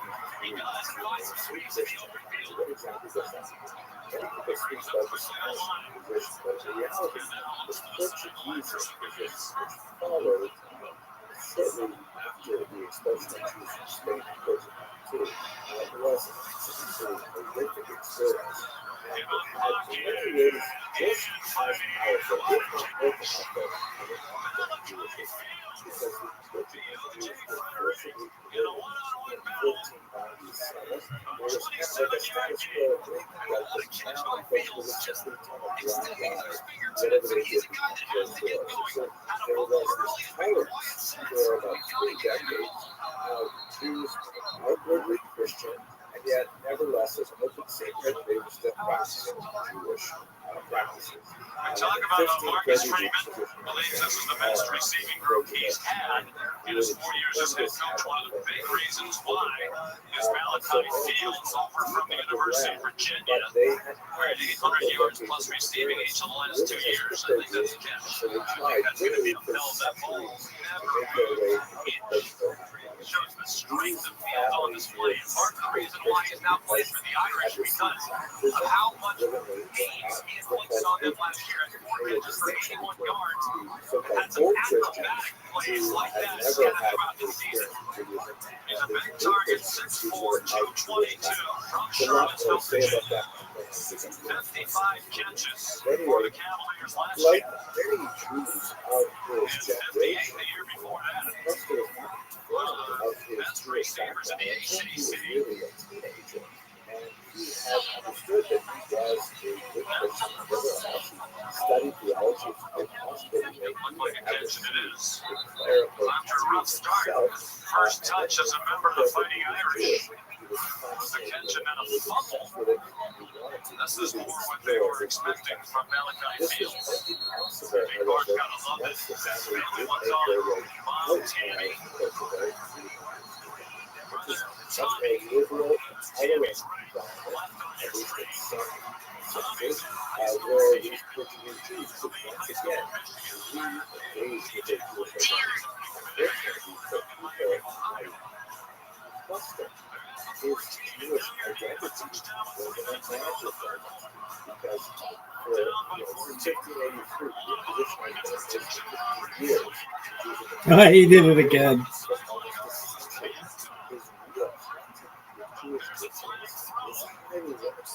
Everything about Judaism is from Christian sources reflecting upon Judaism and trying to decode them and understand what Judaism is really You'll see it's actually the left take tackle, away the Anthony Knapp, who's had his hands that's full that tonight 16 with the outstanding defensive end. Ruben May just grabs that jersey a little bit too long. As long brings to the outside. I think he's got the right guy. There's the ball.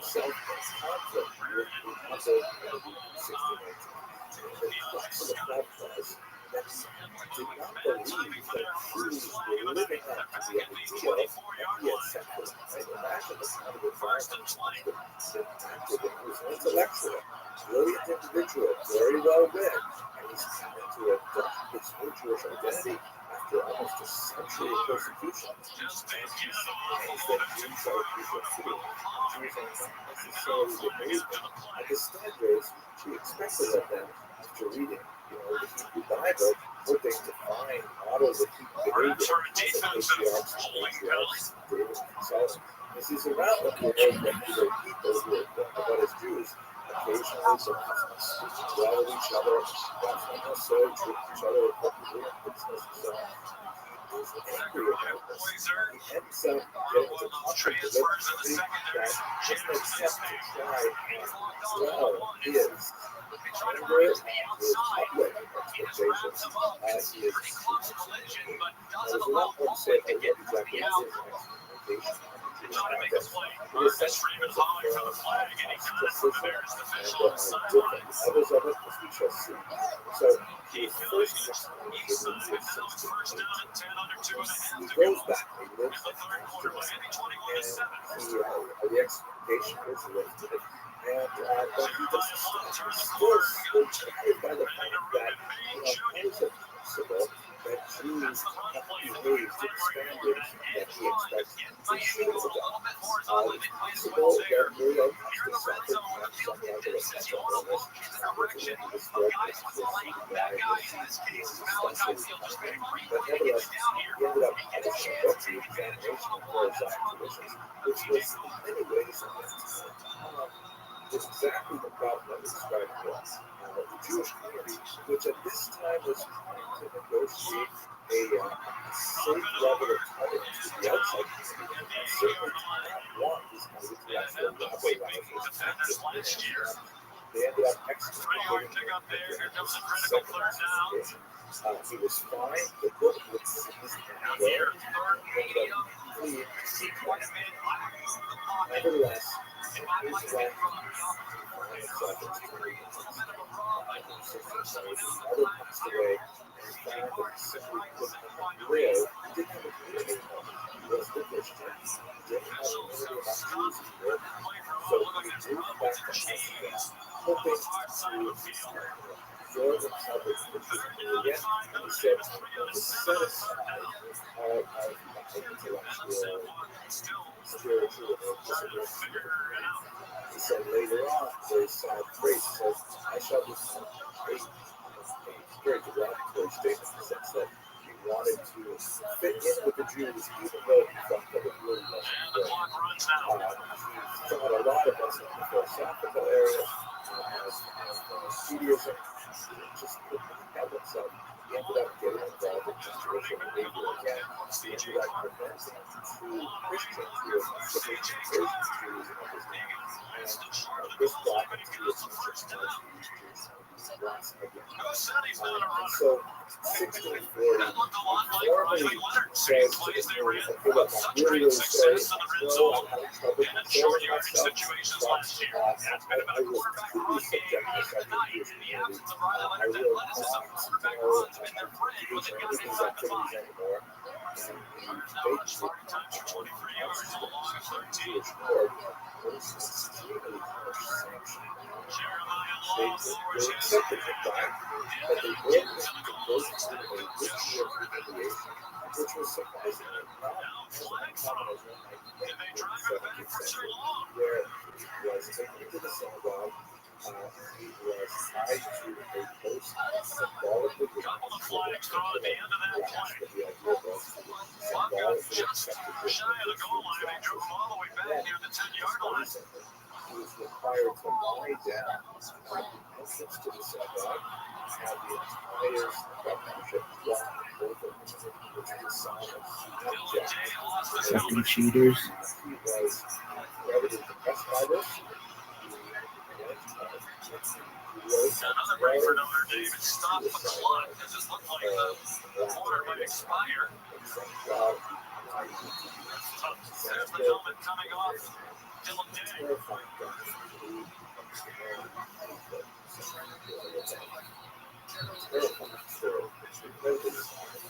Obviously, the ritual is deeply invested in Judaism, and yet because of the wagering, the history, the persecution of the Inquisition, was distance from Judaism in a normal way, and no Jewish community has developed this special idea of the believer to really make sense of the difference between Judaism and regular Jews, and we ended up taking nevertheless, his experience and the problematic ways in which he tried to deal with his experience as a secondary player for the difficulties in modern modernity, it was more and more possible to adopt various concepts of religious identity.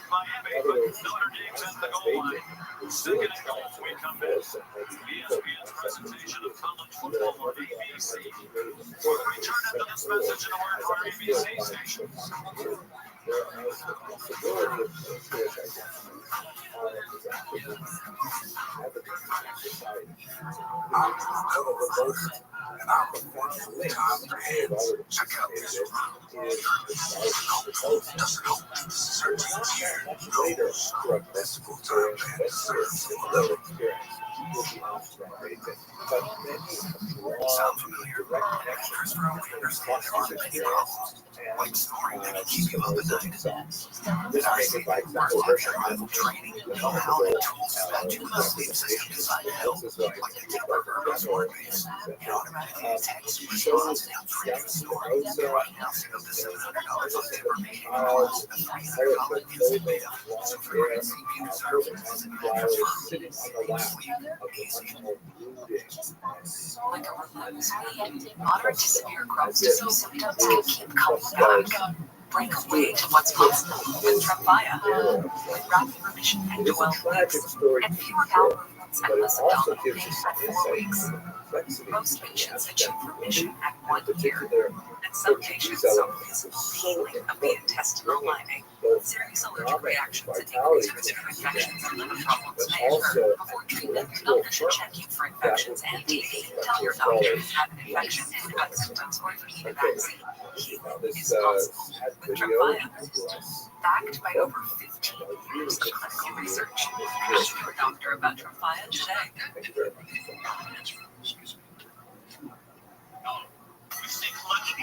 I've seen years of blood, sweat, and tears. Here's the thing, iconic moments don't just happen. Every highlight you see is thousands of hours of work you've done. But you put the work and bet on yourself. You create impact. It's just seen as that is felt throughout the world. Like many of you, I can't wait until this horrible pandemic is over so that we can get back to normal. And I'm especially looking forward to traveling once again with Kosher River Cruises, where we're going to be touring Amsterdam for the late summer and two other trips. One fascinating little incident associated with is a remarkable moment that occurred to an exceptional individual named Master Dentist very important person who was not the chief rabbi actually of Amsterdam, but a very prominent rabbi, and his association with the 10 lost tribes of Israel.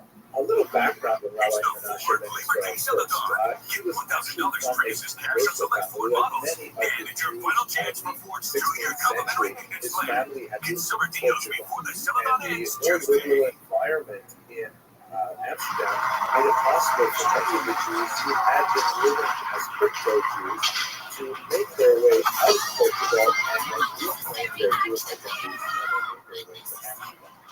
He was actually born in Lisbon to a Jewish family. He was actually baptized under the name Manuel Diaz-Torero. The Inquisition accused Rabbi Menashe's father of practicing Judaism secretly and very narrowly escaped being burned alive in an Oslo buffet. And so the family escaped from Portugal, made their way to Amsterdam, where they reclaimed their Jewish identities. Manuel was given the name Menashe. His brother was given the name Ephraim. Those are two children of Joseph that are, in Jewish tradition, known to have gotten along famously despite the fact that they were brothers. And this is one of the reasons why Jewish parents bless their children's name and Menashe and Ephraim over the along. And he became a child prodigy. He was actually Come on, dog. extremely talented, not only to but also he had a very kind of a broad-minded approach to things. He studied widely and communicated in multiple languages to people of many faiths. He started ecumenical in his outlook and really established a continental presence for his intellect. He was not especially wealthy. He made his living really barely as a writer, especially as a publisher. This was a big industry in Amsterdam. The specific incident of the 10 tribes occurred in 1644 when Antonio Montezumas, who was also one of these Portuguese conversos, who was living under a Christian identity and traveling the world. And he made his way to Eastern Ecuador, then the story he tells is absolutely fantastic. He is guided by indigenous guides to this population that lives across the river. But the NCA campus that on the other side of the river, they address him in Hebrew, they recite the Shema prayer in Hebrew. He reveals himself as a Jew. He proclaims that his parents are Abraham, Isaac, and Jacob. He meets with the people on the other side of the river frequently, although he was never able to actually cross that river. He nevertheless sees them, speaks them across the way.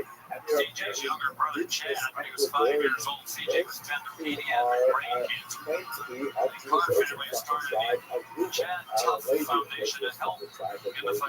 Now, our this is an absolutely fantastic event. He travels back to Amsterdam and he relates his story there. The Menachem of Israel was present at the time that he related the story. He actually transcribed it, and although he doesn't publish it, the story continues to circulate and slowly gains the attention of particular Protestant clergy, especially in our ladies' story, because there is a millenarian movement that specifically associates the rediscovery of the 10 lost tribes of Israel and their eventual conversion to Christianity, continuing to honor Chad's memory and doing an amazing job of raising tons of money. There's a lot being published at this time, especially with the encounters with First Nations and indigenous people in America. Here's one copy of a publication that appeared just around this time by Thomas Fairfield, Jews in America, or probabilities that Americans are of that race, meaning the indigenous people of First Nations, the Native Americans, are in fact Jews descended from the 10 tribes. Look at the second part there. With the removal of some contrary reasonings and earnest desires for effectual endeavors to take them with them. That's the kind of the larger religious project of the Protestant clergy. And so David began tracking down the story and it began tracking to the Menachem of Israel. This is also recalled around the time of Shabtai Tzvi. There's a lot of messianic fervor going on the continent in English and also in Jews too at the time.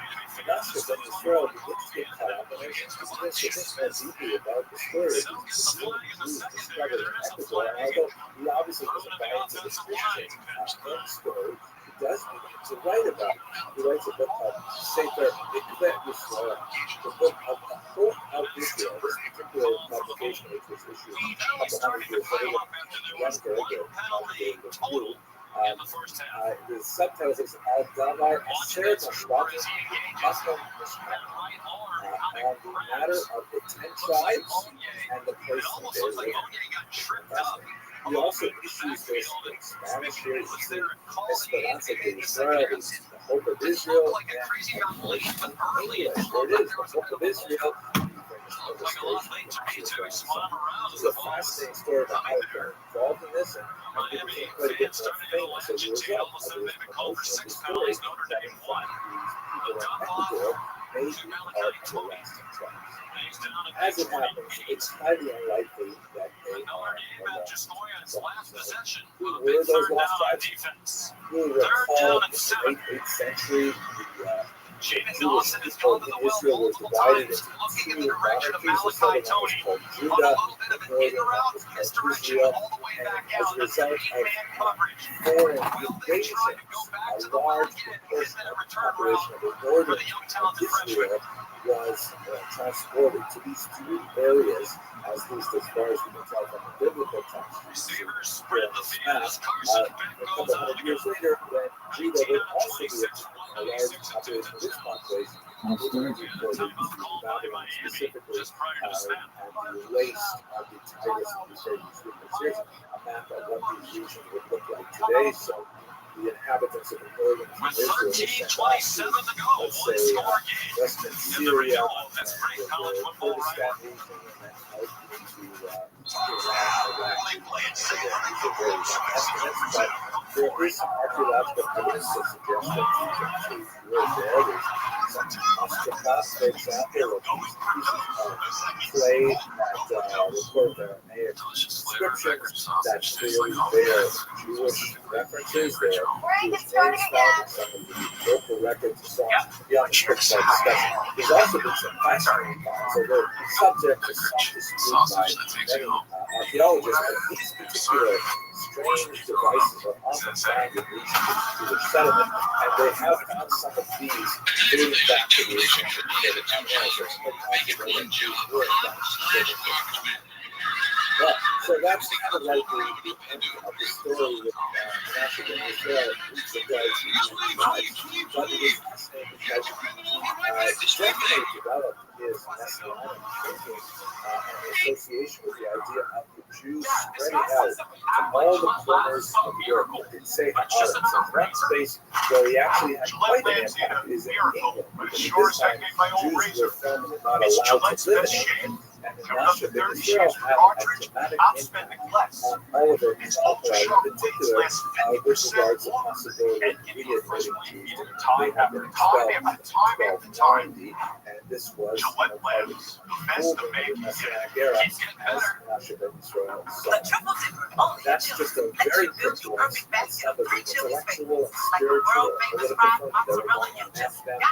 If you are able to travel, hopefully we'll all be able to travel after this pandemic is over, please join me with Coastal River Cruises as we have a look at a lot of the amazing sites of Jewish Amsterdam and Netherlands late this summer. I hope I'll be able to see you on the cruise. Thanks very much for watching. It's the Sleep Number biggest sale of the year. All beds now on sale. So you can take home our coolest deal. Up to 50% off our limited edition smart bed, plus free premium delivery when you add an adjustable base. Only at Sleep Number. Now that I'm a Here's mom, hope that things the are different. conditions will improve Verizon's different significantly too. over the They next let month, everyone in my family choose different so that plans. we'll be able We to get get what we back want to traveling. and I'm especially looking love that forward for me. to visiting Amsterdam in the late summer with Coastal River Cruises. Amsterdam is such a fascinating city in the history. And let's just take a few minutes right now to talk about one of the figures who appeared in Amsterdam in the 18th century. The incredible revolution of Tuesdays on FX and Hulu. About the connection between Amsterdam and the Rastafari, is that Amsterdam was a city of refuge for many who were persecuted, not only as we saw in previous videos, some of the Portuguese conversos who were forced to accept Christianity and then wanted to return to their Jewish identity, but not do so in the Iberian Peninsula. They had to find a safer location. Amsterdam was one of those locations, and she in particular with the commercial finance.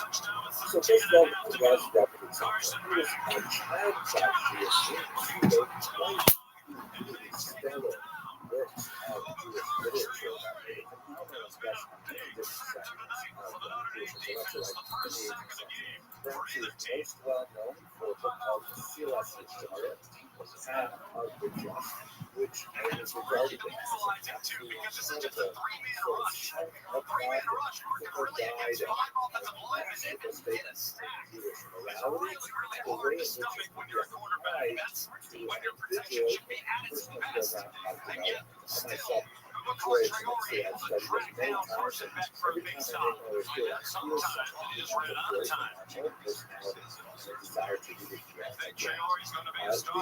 His work was something amazing across the spectrum, at least when we look over the course of the 18th century onward. For example, the remarkable diversity of people really global thoughts. There was the famous Moses Mendelssohn, who was the classical and licensed figure who argued that Jews should engage more fully with secular non-Jewish culture, that Judaism had something to offer the general European world, and that even European studies of culture, literature, art, music, science, song could also enrich Jewish perspective. Also, in the world of literature, the famous professor at the University, Joseph Klausner, argues that the laptop is actually the first writer that was actually producing works of fiction. In fact, he was a playwright in modern Judaism, and all modern religions stems from this. For those who are very close students of Ramchal, they know that actually one of his most cherished areas of intellectual activity was the Kabbalah and mysticism. And he is in this regard in particular that is especially beloved by Hasidim. The Maggid of Ezra is one of the most important early Hasidic leaders, argued that the generation was not worthy to understand the Ramchal. He was such a tremendously important person. And on the other side of the Jewish spectrum, we've already talked about masculine, we talked about Hasidim, the Vilna Gaon, the great leader of the Lithuanian traditionalist thinker, in many ways was a Hasidim. Also found the Ramchal's work incredibly valuable. He once famously wrote that there is not a single word out of place in Mesilat Yesharim until you capture the legend. So what that really is very important to share with you. Rabbi Roth also said that if he were alive at the same time the Ramchal, their lives just overlapped very slightly, he would have walked all the way from Lithuania to Padua. The biography of Ramchal is phenomenal. As I mentioned, he came from Padua, where he was residing as he wrote his first book at the age of 14. He wrote grammar, linguistics. He actually wrote one of the first books on how to teach public speaking. He wrote quite a bit of poetry and so on. And he actually attracted to himself a remarkable number of medical students at the University of Padua, which is one of the few schools in Europe that would admit Jewish students. They had some interesting kind of disabilities, had to pay more tuition, had to offset some of the expenses of non-Jewish students and so on. But anyway, they would earn a medical degree in college. And so some of the writers, medical students who traveled all over Europe, were attracted to this social circle that revolved around the Ramchal, specifically in Padua. However, this attracted a lot of attention, particularly when the Ramchal started expressing some more radical ideas about Kabbalah, which would be on the scope of this very short video. But he was attacked in particular by the biggest Rabbi Rothschild, who thought that this young individual, who was in his early 20s at the time, was actually a secret follower of the disgraced Shabbatai Tzvi, who led a disastrous messianic movement in the 17th century that resulted in the disappointment of hundreds of thousands of Jews all around the world who had thought that this might actually be the moment when Jews would get closer to Islam. It was so amazing how widespread Shabbatai Tzvi was. You can see in some of these woodcuts that even non-Jews were talking about it because they saw so many Jews selling their properties and putting it on Israel, where he had a very large following, and were preparing to pick up and move to Israel. However, Shabbatai Tzvi, when he confronted the Ottoman Sultan, was given the alternative of continuing his quest of losing his head or converting to Islam. Shabbatai Tzvi decided to convert to Islam, disappointing so many of his followers, although a small number of them actually continued believing that if their Messiah had converted to Islam and perhaps that they should do so as well, they became a sect known as the Good Men, who were active right up until the 20th century in politics and church. But back to the Ramchal, Rabbi Rothschild felt that Ramchal was actually a secret father of Shabbatai Tzvi, and he raised the issue with the Jewish court independence that actually looked at the Ramchal and they were somewhat troubled by what they saw because he was remarkably Kabbalah is usually studied by people at least at the age of 30. He was still unmarried, and in fact he did not grow a beard, which was one of the things that bothered them. So they pushed that into doing him, and they made him promise that he would restrict his Kabbalist teachings. And when he got married, that actually swayed something, and some children got married. After some time, however, this grandfather felt that he really wanted to check out the Kabbalah, so there was a family reversal business, so he decided to leave Ottawa, travel north to Europe to he moved to Frankfurt, but Rabbi Moshe Rabbi was unhappy with the fact that the Ramchal was let off without serious consequences in Ottawa. He sent letters ahead to Frankfurt, telling the authorities there that they should arrest the Ramchal on suspicion of following Shabbat speech, and they had a second trial there in Frankfurt. He was once again forced to submit to his immediate oath to not teach Kabbalah himself, and that's most tragedy. The Frankfurt Beijing seized all of these public manuscripts in order to examine the classical heresy, and finding out that still certain of their objects they decided to bury them to hide them away, and then they lost the sight of their burial. So many of the Ramchals are lost to history until perhaps one day they will be. The teacher of the Ramchal, Rabbi Isaiah Bassan, marshaled a tremendously heroic defense of his faith, arguing that there was no reason for him to suspicions he was totally upright, especially counted the man. And so in the end, after he took the second oath, they allowed him to travel on. And he finally in Amsterdam. As we spoke about in previous videos, the Portuguese Jews in Amsterdam in particular had a predominant influence on admitting the Ramchal and giving him the respect needed and place to teach the honored position and so on. And he enjoyed some of the best years of his life and his short life were in Amsterdam because they saw, among other things, not only his brilliance, but also they recalled some of the negative repercussions of the situation with Israel and Costa that we spoke about previously, and also not too far in the distance was the excommunication of Spinoza, which engendered some controversy as well. So the Ramchal was allowed to teach and study and write in Amsterdam, and it is there that he wrote his responsible work, Silat Yesharim. One thing I'm especially excited about, if you haven't studied the Ramchal in a while, when you were in yeshiva, you had an opportunity to study the Ramchal in the 1990s, lots of ground versions written in the Ramchal's own hand was discovered in the archives in the former Soviet Union. And this version is not like the one that has been studied for the last 200-300 years. It was a dialogue version in which the entire theme and plot of the was expressed in terms of two old friends who reunite many years apart. One of them has kind of gone on exact comparison with kind of modern Orthodox Jews, still very observant, but at the same time quite engaged in secular culture. And on the other hand, his old school friend has become like super fussy. Says to Helen all day, sings songs all day, very, very pious, very, very particular about the observance of halacha.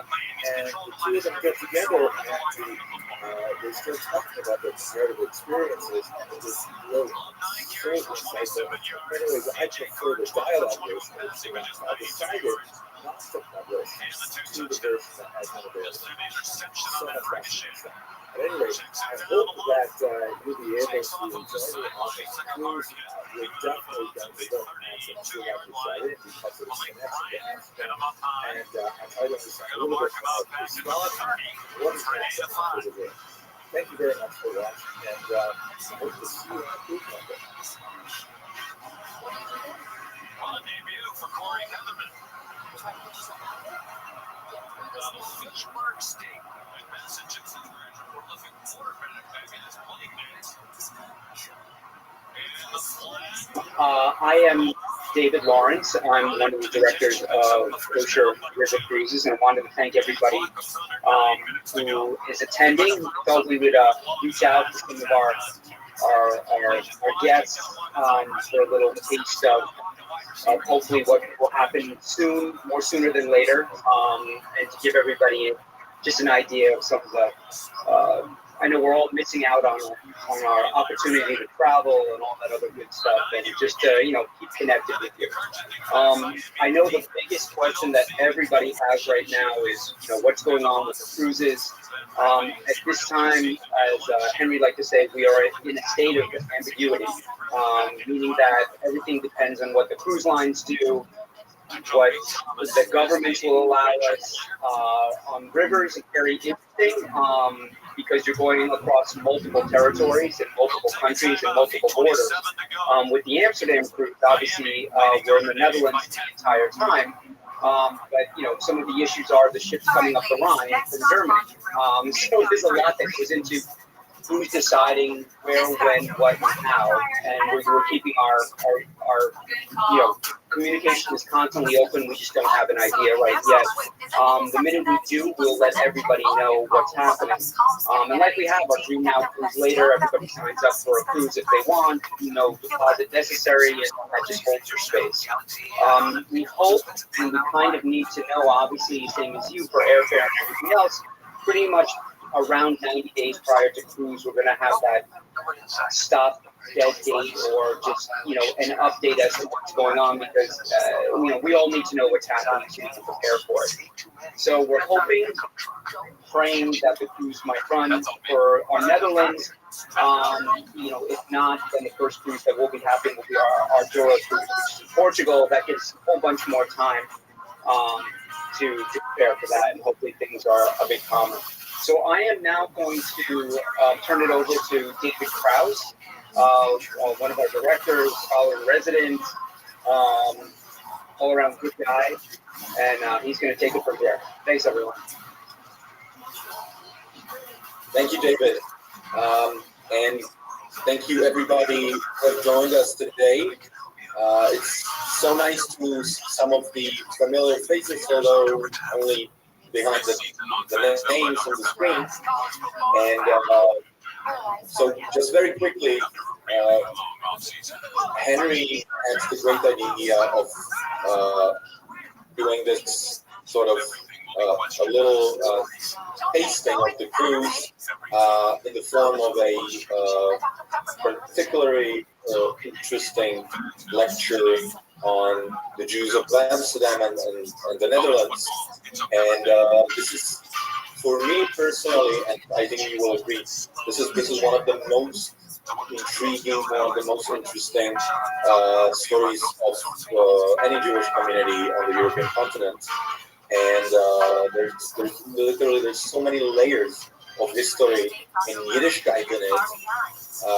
Amsterdam is known not just for the Jews, with the nickname Mokum, which basically comes from Yiddish, and it's sort of a version of Makom, the place to be. And Amsterdam really is a place to be. It has incredibly rich history, and so does the Dutch Jewry in general.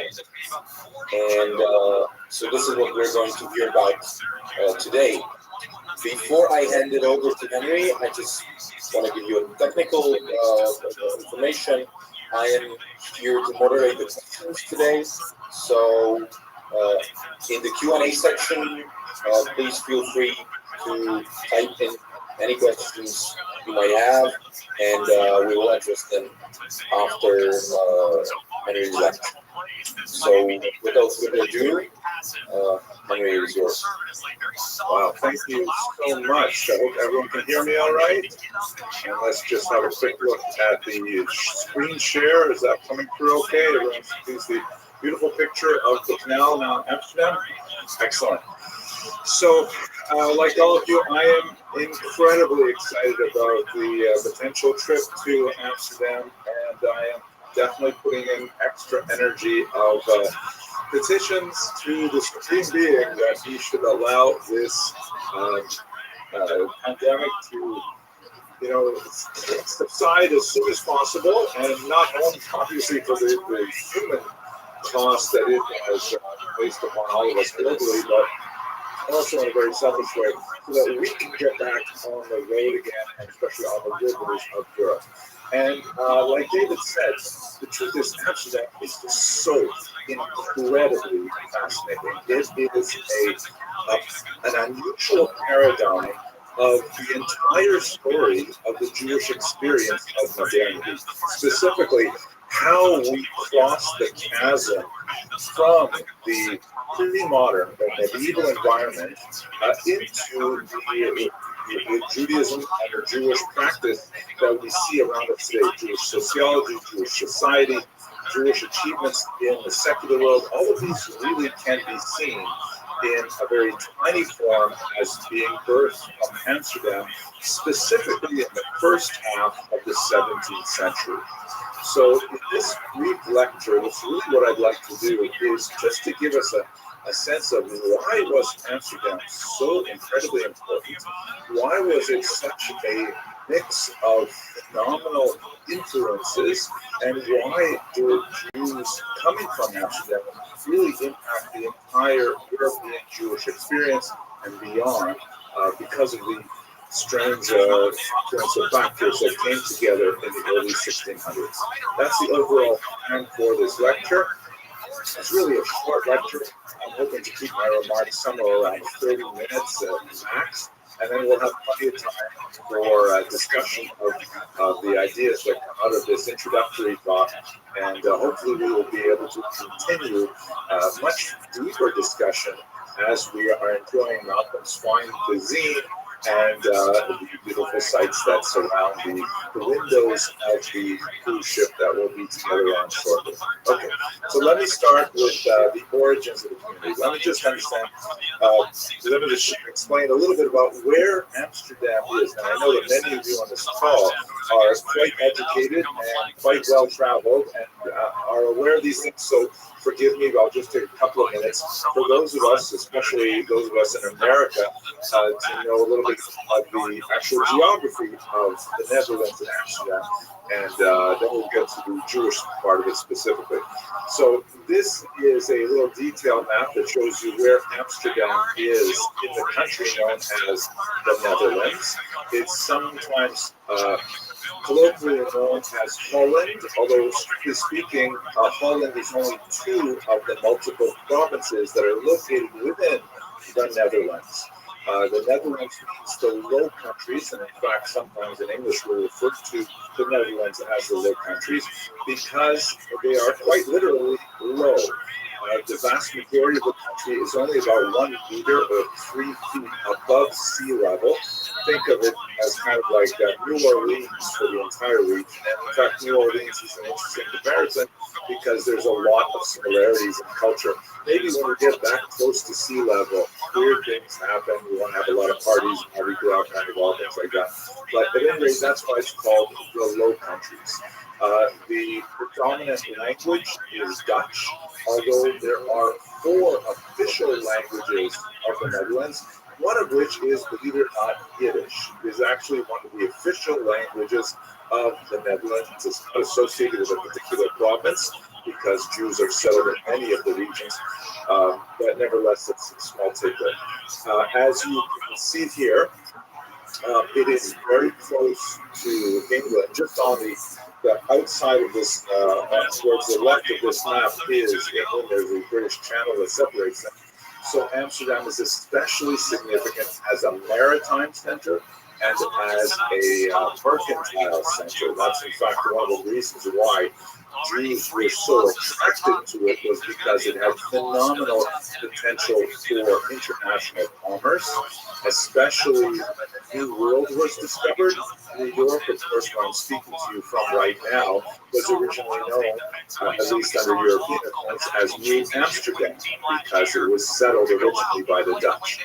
The local Dutch person in charge, a man named Stuyvesant, actually did not want to admit the first Jews into New York. It's hard to imagine New York without Jews, but in fact he wanted to block them. There were a handful of families that were arriving from Recife in South America, but his Dutch masters actually overruled him and said, no, get those Jews in, and boy, there goes the neighborhood. Anyways, this is a map of where the Netherlands and Amsterdam is. Looking at Jewish origins in the region, they go back quite far, although it's rather spotty before about the 11th century. From the 11th century onward, we begin to see an increasing number of Jews in Ashkenaz proper, and Amsterdam is one of the most significant cities of Ashkenaz, particularly as I mentioned in the early 17th century onward. This is a great map which shows you the pattern of Jewish settlement by DNA sequencing, not by historical documentation, which has revealed some really fascinating things. This is a study specifically looking at the Y chromosomes of Jews who are in the tribe of Levi, which would mean they call themselves either Kohen or Levi today. And since it all descends through the male, only men serve as Rabbi or Kohanim, it's fairly easy to trace it on the Y chromosome. And you can see from this map, 40%, I'm sorry, this is 100% of, or a statistically very large number of Kohanim and Leviim have genetic history which can be traced. You see the lower right, the number 1, from Israel proper, which stands to reason because of the origins of an ancestor born 3,000 years ago, Aaron the Kohen, who is, by the way, it's completely consistent with the DNA patterns we have today. And although many historians, myself included, often felt that Jews migrated across the coast of North Africa, through Spain, then into Ashkenaz, it has become abundantly clear that the alternate route, which was through Italy, was far more significant. We know that there were early Jewish communities set up in the first century of the Common Era, some even prior to that, and there was a significant expansion with the tens of thousands of Jewish slaves that were taken from Israel and brought to Rome after the First Roman-Jewish War. Those are numbers that Josephus, an ancient historian, provides us with. And fascinatingly, if you look around where the number 2 is in this map, modern geneticists have calculated that about 40% of Ashkenazi Jews today trace their origins to 4 women living in North Italy sometime around the year 1000. I find it ironic. Come on, baby. Take it to the hizzy. Probably their names were Sarah, Rebecca, Rachel, and Leah. Just guessing. But at any rate, it's very clear that the genetic origins of a large chunk of Ashkenazi Jews are specifically associated with these 4 women, most likely converts to Judaism who lived around the same time in northern Italy. But anyway, that creates the nucleus of the community in the Rhineland, which was known to Jews as Ashkenaz, named after a figure that occurs in the book of Genesis. And then, as a result of pressures that are both political and anti-Semitic and economic, a large majority of them moved to the east, where they populate the regions of Lithuania, Estonia, Latvia, especially Poland and Ukraine, later Russia. And that's why most Ashkenazi Jews in America hail from Eastern Europe. Go, baby! Go, baby! Following that, if you look where the number 4 is, there's a reintegration of Sephardic Jewish genes as well. But to bring this all to a close, the Jews of Amsterdam, while historically there are very old medieval roots from the numbers shown from number 1 to 2 here, there's a much more significant migration after the Spanish expulsion of 1492. That's what I'd like to take you to next. And this is extremely important for the background of Amsterdam Jewry in particular, and also very helpful for us because the cruise that God willing will be going on after we enjoy Amsterdam will be on the Douro River in Portugal, which it was a fascinating opportunity to see some of the legacy of Sephardic Jewry. So this map here shows you the migration of Spanish and especially Portuguese Jewry in the 16th century and beyond. To understand this migration, I'll just take you back about a century to the year 1391, when a wave of pogroms swept through the Iberian Peninsula. And one of the unusual aspects of these pogroms was that they were accompanied by forced conversions to Christianity, forced baptisms. This was, technically speaking, in contravention of canon law. The church did not authorize these forced baptisms, but as a result of Catholic dogma that was essentially not changed until the 1960s, once the Jews were forcibly baptized against their will, they were nevertheless Christians. And so you have this large, rather indigestible mass of people who continue to regard themselves as Jews, continue to live as Jews in Jewish communities, observing Judaism, and yet they had the status of being fully endowed Christians with all of the rights and privileges that go along with that, and with none of the disabilities that have been laid on the Jewish population. They could attend universities, they could advance in virtually any field that they chose, and even in the church hierarchy. And they had a distinct advantage over the large mass of the Spanish population because they were literate, they were numerate, and they were urbanized. And those three things meant that all of these Jews / Christians against their will had, all the doors suddenly thrown open to them to advance in Sephardic society. So over the course of that 15th century, the 1400s, you had this situation developing where, there was a mockery of Christian theology because these obvious Jews were nevertheless allowed to ignore all of these barriers, and they advanced very far into society. By the time you get to the last quarter of that century, there is a serious backlash against the situation, which motivates the Spanish crown to invoke the Inquisition.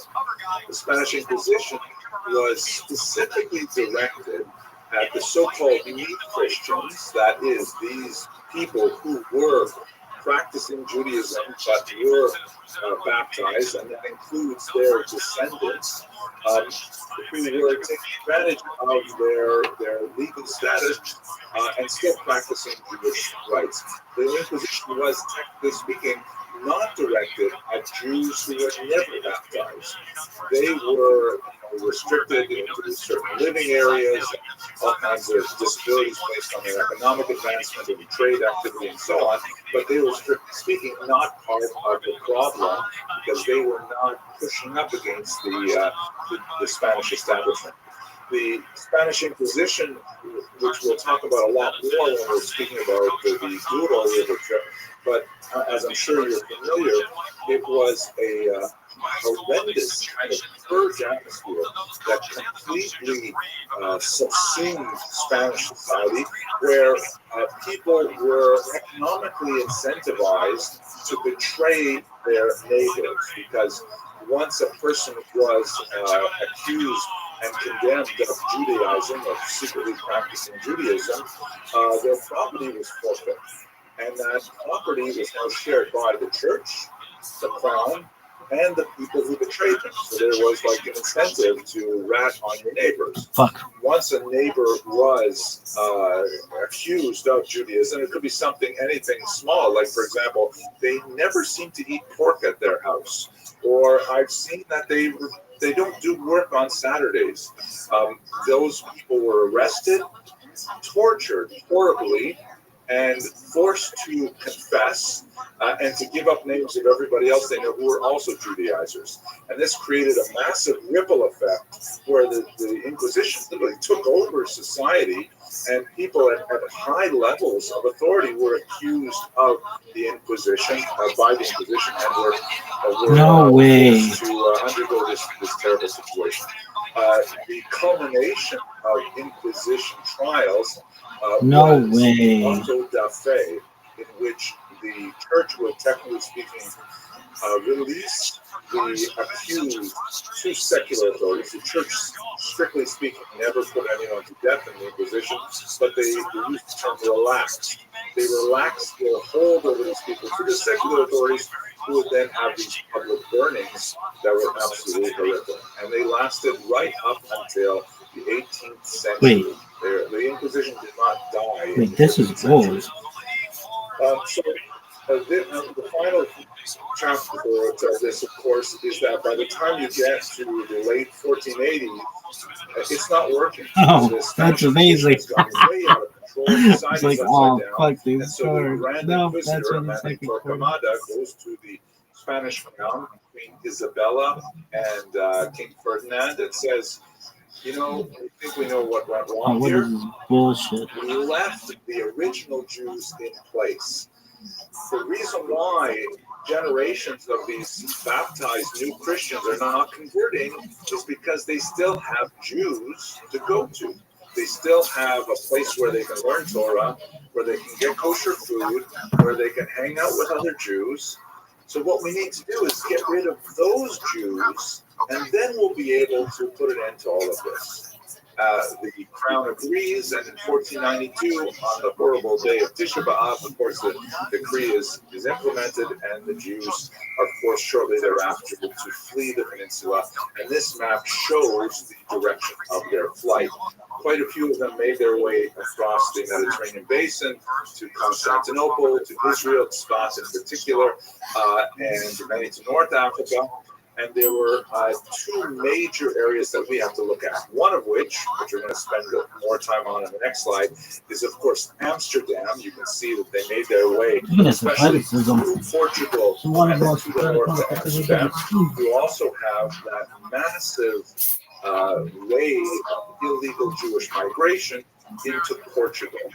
So let's look at Portugal for a second now. Portugal was, for a very brief period of time, quite literally 5 years, a place of refuge for these Jews. Even though they tried to hold back the wave of migration, the Portuguese allowed the Jews to practice Judaism until 1497. At that point, as a result of some geopolitical changes, the desire to unite with Spain, for example, and a desire to not expel the Jews because they clearly provided lots of economic advantage to the western part of the peninsula. In 1497, the Jews of Portugal were forcibly converted en masse. They were all made Christians. There were incredible negative incentives placed to force them to convert. Among other things, the Portuguese deported about 2,500 Jewish children, literally separating them from their parents, to an island off the coast of Africa, where many of them were literally consumed by the wildlife on that island of Sao Tome. And so the Jews were completely broken, forcibly baptized, and then shortly thereafter they imposed the Inquisition again. This is one of the reasons why you have the term Spanish and Portuguese that is typically applied to synagogues in the New World, the Spanish and Portuguese synagogue in New York, another one in London, and so on, because there were two different populations. There were those Jews who were expelled from Spain in 1492, who technically speaking never had to pretend they were Christian. And then you have those Jews who fled to Portugal, were forcibly converted to Christianity, and then over a period of several generations managed to escape Portugal, but they left with a tremendous lacuna in the knowledge of Judaism because they had been held back from any kind of instruction in Judaism and open practice for as much as a century. So that brings us finally to Amsterdam. And Amsterdam was a place of refuge for these Jews in particular, those Spanish Jews who had fled to Portugal and then sometimes waited as much as 100 years before they could finally leave the horrible Portuguese Inquisition and escape to Amsterdam. Many of them failed over the course of that century, and we know a lot about it because we have the Inquisition record. Trials were held in Lisbon in particular, also in Coimbra, which we will visit on the World Tour again. And we know a lot about what these Jews had to say for themselves as they were attempting to leave Portugal. But one of the most tragic examples of their background when they got to Amsterdam, which was at the time a very liberal kind of environment, much like it is today, very open to the idea of multiple populations living there, and very open to the mercantile possibilities. We see in the figure of Uriel da Costa, who is shown here in black, with the kind of a fanciful image of Spinoza, the great philosopher, sitting on his knee. It's unlikely that like this actually happened in real life, but they did coincide in Amsterdam for a very brief period of time. But let me just return for a second to the origins of this migration, which begins really in the 1580s. That's when we begin to see some Portuguese Jews beginning to organize themselves in a synagogue in Amsterdam. Now, the story that we have of the origins of the Portuguese community in Amsterdam are shrouded in legend, but we do have a history that was written in the 1600s, 1660s, that records an amazing story of the secret gathering of Portuguese Jews in Amsterdam on Yom Kippur. Suddenly there's a knock at the door. This is, I think, 1582. There's a knock at the door, and the sheriff's office breaks in, and the Jews there are accused of being of secretly practicing Judaism in their place. Amsterdam at this point did not officially allow Jews to reside there, but they were residing as Portuguese individuals, right? Because they were technically Christian. The rabbi and his son were arrested, were brought before the magistrate on Yom Kippur, and they explained that in fact they weren't doing anything. Oh, I forgot one small detail. Excuse me. They were accused, actually, they had no idea, according to the original story, they had no idea that they were Jews. They accused them of being Catholics, which was, for the Dutch at this time, quite a bit worse because they were warring with Catholics. And so they were brought before the king, the magistrate, and the magistrate asked for the report from the sheriff. And in fact, they amazingly found no Catholic paraphernalia in the house. There's no crucifixes, no chalices, nothing like that. And so the rabbi explained the truth is we're not Catholics, we're Jews. And so the magistrate said, oh, Jews? Well, okay then, no problem. And he let them go. And this is the fanciful version of the story of the beginnings of the official community. About a dozen years later, they were granted official permission to exist. But at that time, the Dutch simply turned a blind eye to them. Now, fascinatingly, the story is basically true, but there are some key details that are different. The reason we know there are key details that are different is because we also have the police report. And the police report says a few different things. The first thing is, it was about 10 years later that reported. And the police broke in not because they suspected them of being Catholics, but because they suspected them of white-collar crimes. They suspected there was some kind of criminal conspiracy going on to subvert the tariffs and taxes of the state.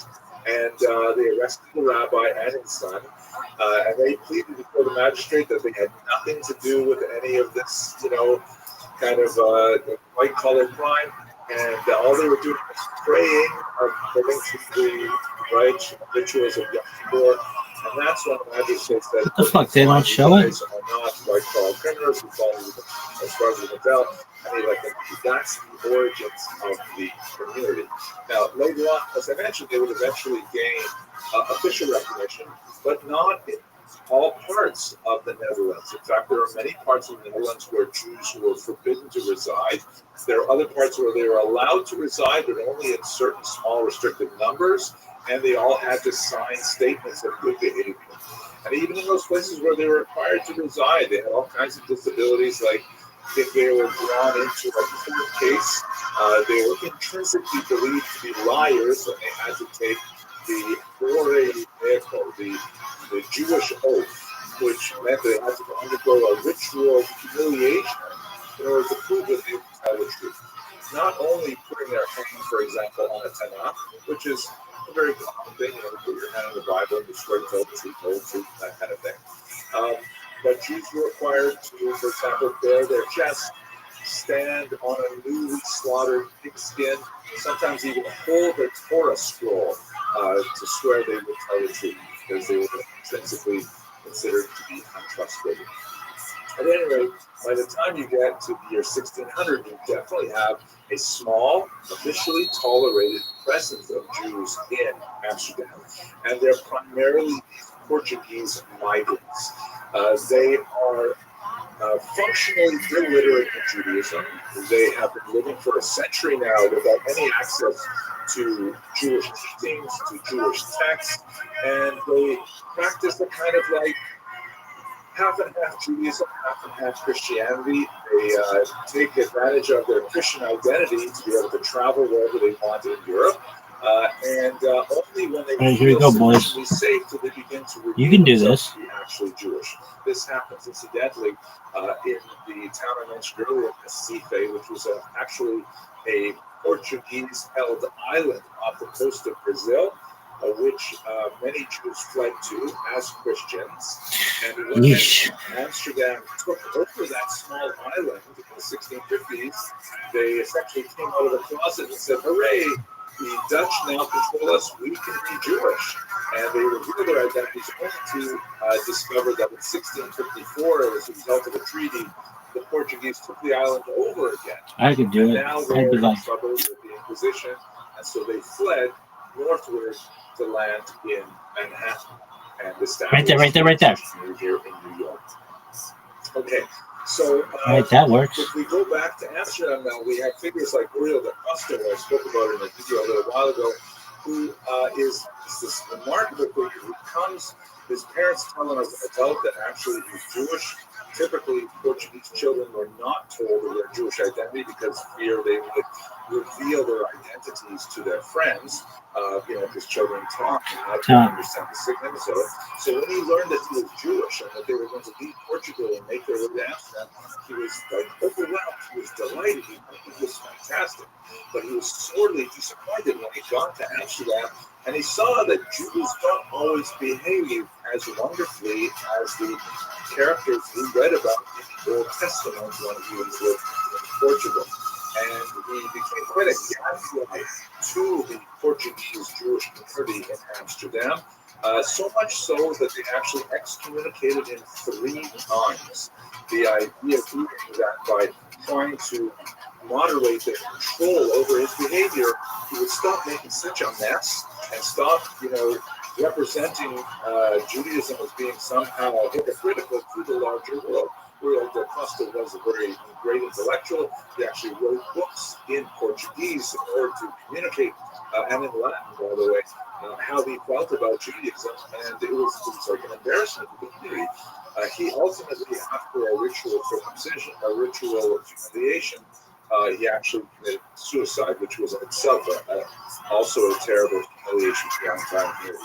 But he served as a role model, not necessarily a positive one, for Baruch Spinoza, shown here, who is perhaps the most famous Jew to emerge from Amsterdam of all time. Spinoza, who was about 25 years the junior of Costa, was a lens grinder. He, in fact, died from lung ailments from inhaling dust of lenses that he was grinding all the time.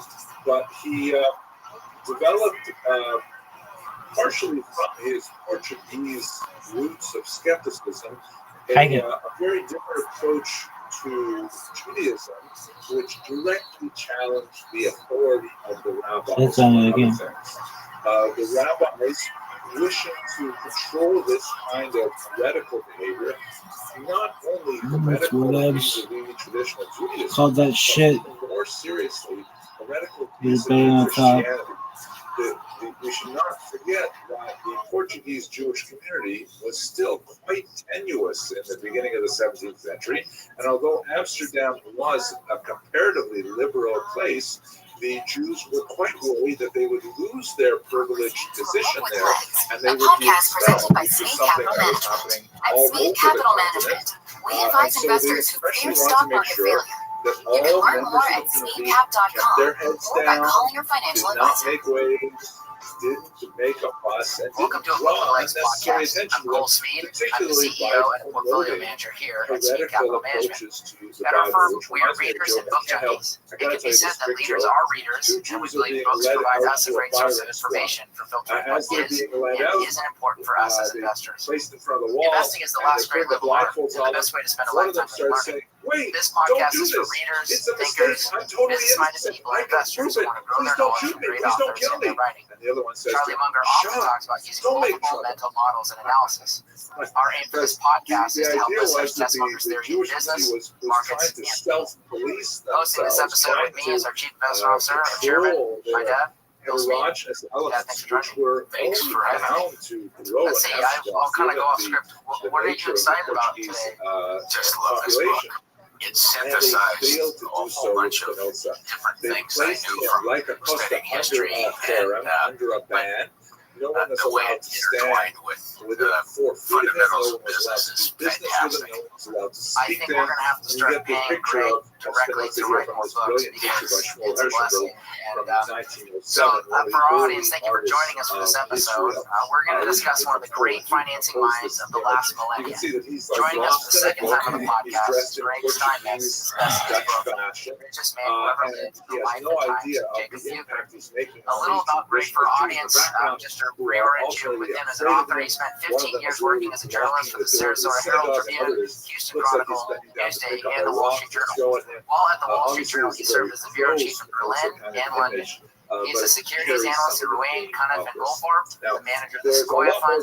Greg joined us on the first season of the podcast to talk about his newer book about Jay Gould, which is titled American Rascal, a True Treat.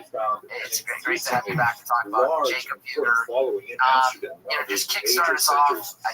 I'd love to hear the story of what made you aware of Bucher and then what drove you to make this your first work published, because that had to be quite an undertaking. Yeah, well, thank you very much. I really appreciate the chance to come back and talk about this book. I first heard about Bucher in a freshman year history class in college about the Renaissance Reformation. The Reformation, as we know, is one of the pivotal events in world history because it cleaved Christianity between those who follow the Pope and those who want to follow Martin Luther and others who are questioning the papacy and the rule from Rome. Bucher was instrumental in making that happen, and it wasn't that he wanted to divide the church. He wanted the other thing to happen. He wanted the Pope to maintain its supremacy.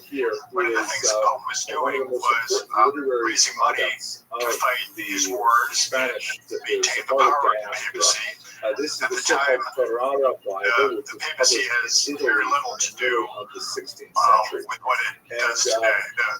The Pope was the equivalent of a king. He had his own army. He was trying to expand his territories. He just did it a little differently. He had the extra weapon of being able to promise people eternal salvation. So he further got involved in a money-making scheme called indulgences, where if you paid a fee, you could lessen your time in purgatory. Bucher came up with this idea.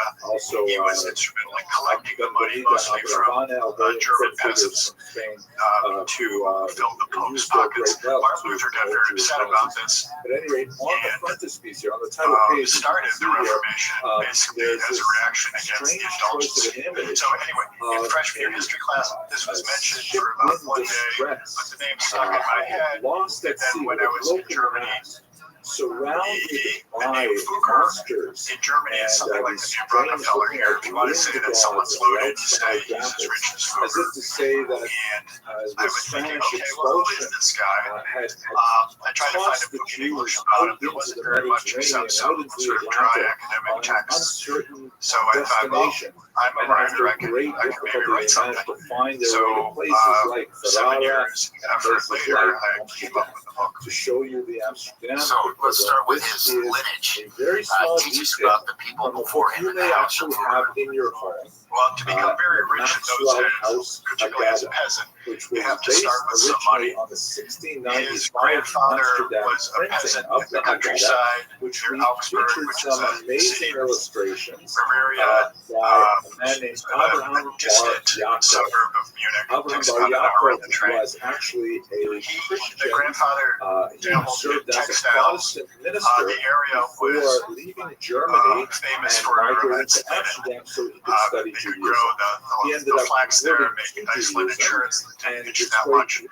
His grandfather, in addition to being a farmer, got into this business one of the of most weaving. popular Then his Haggahs son in took all it over, history, which and has Fugger raised took it tens to of the next level. thousands of Jewish It was tables in America the father alone.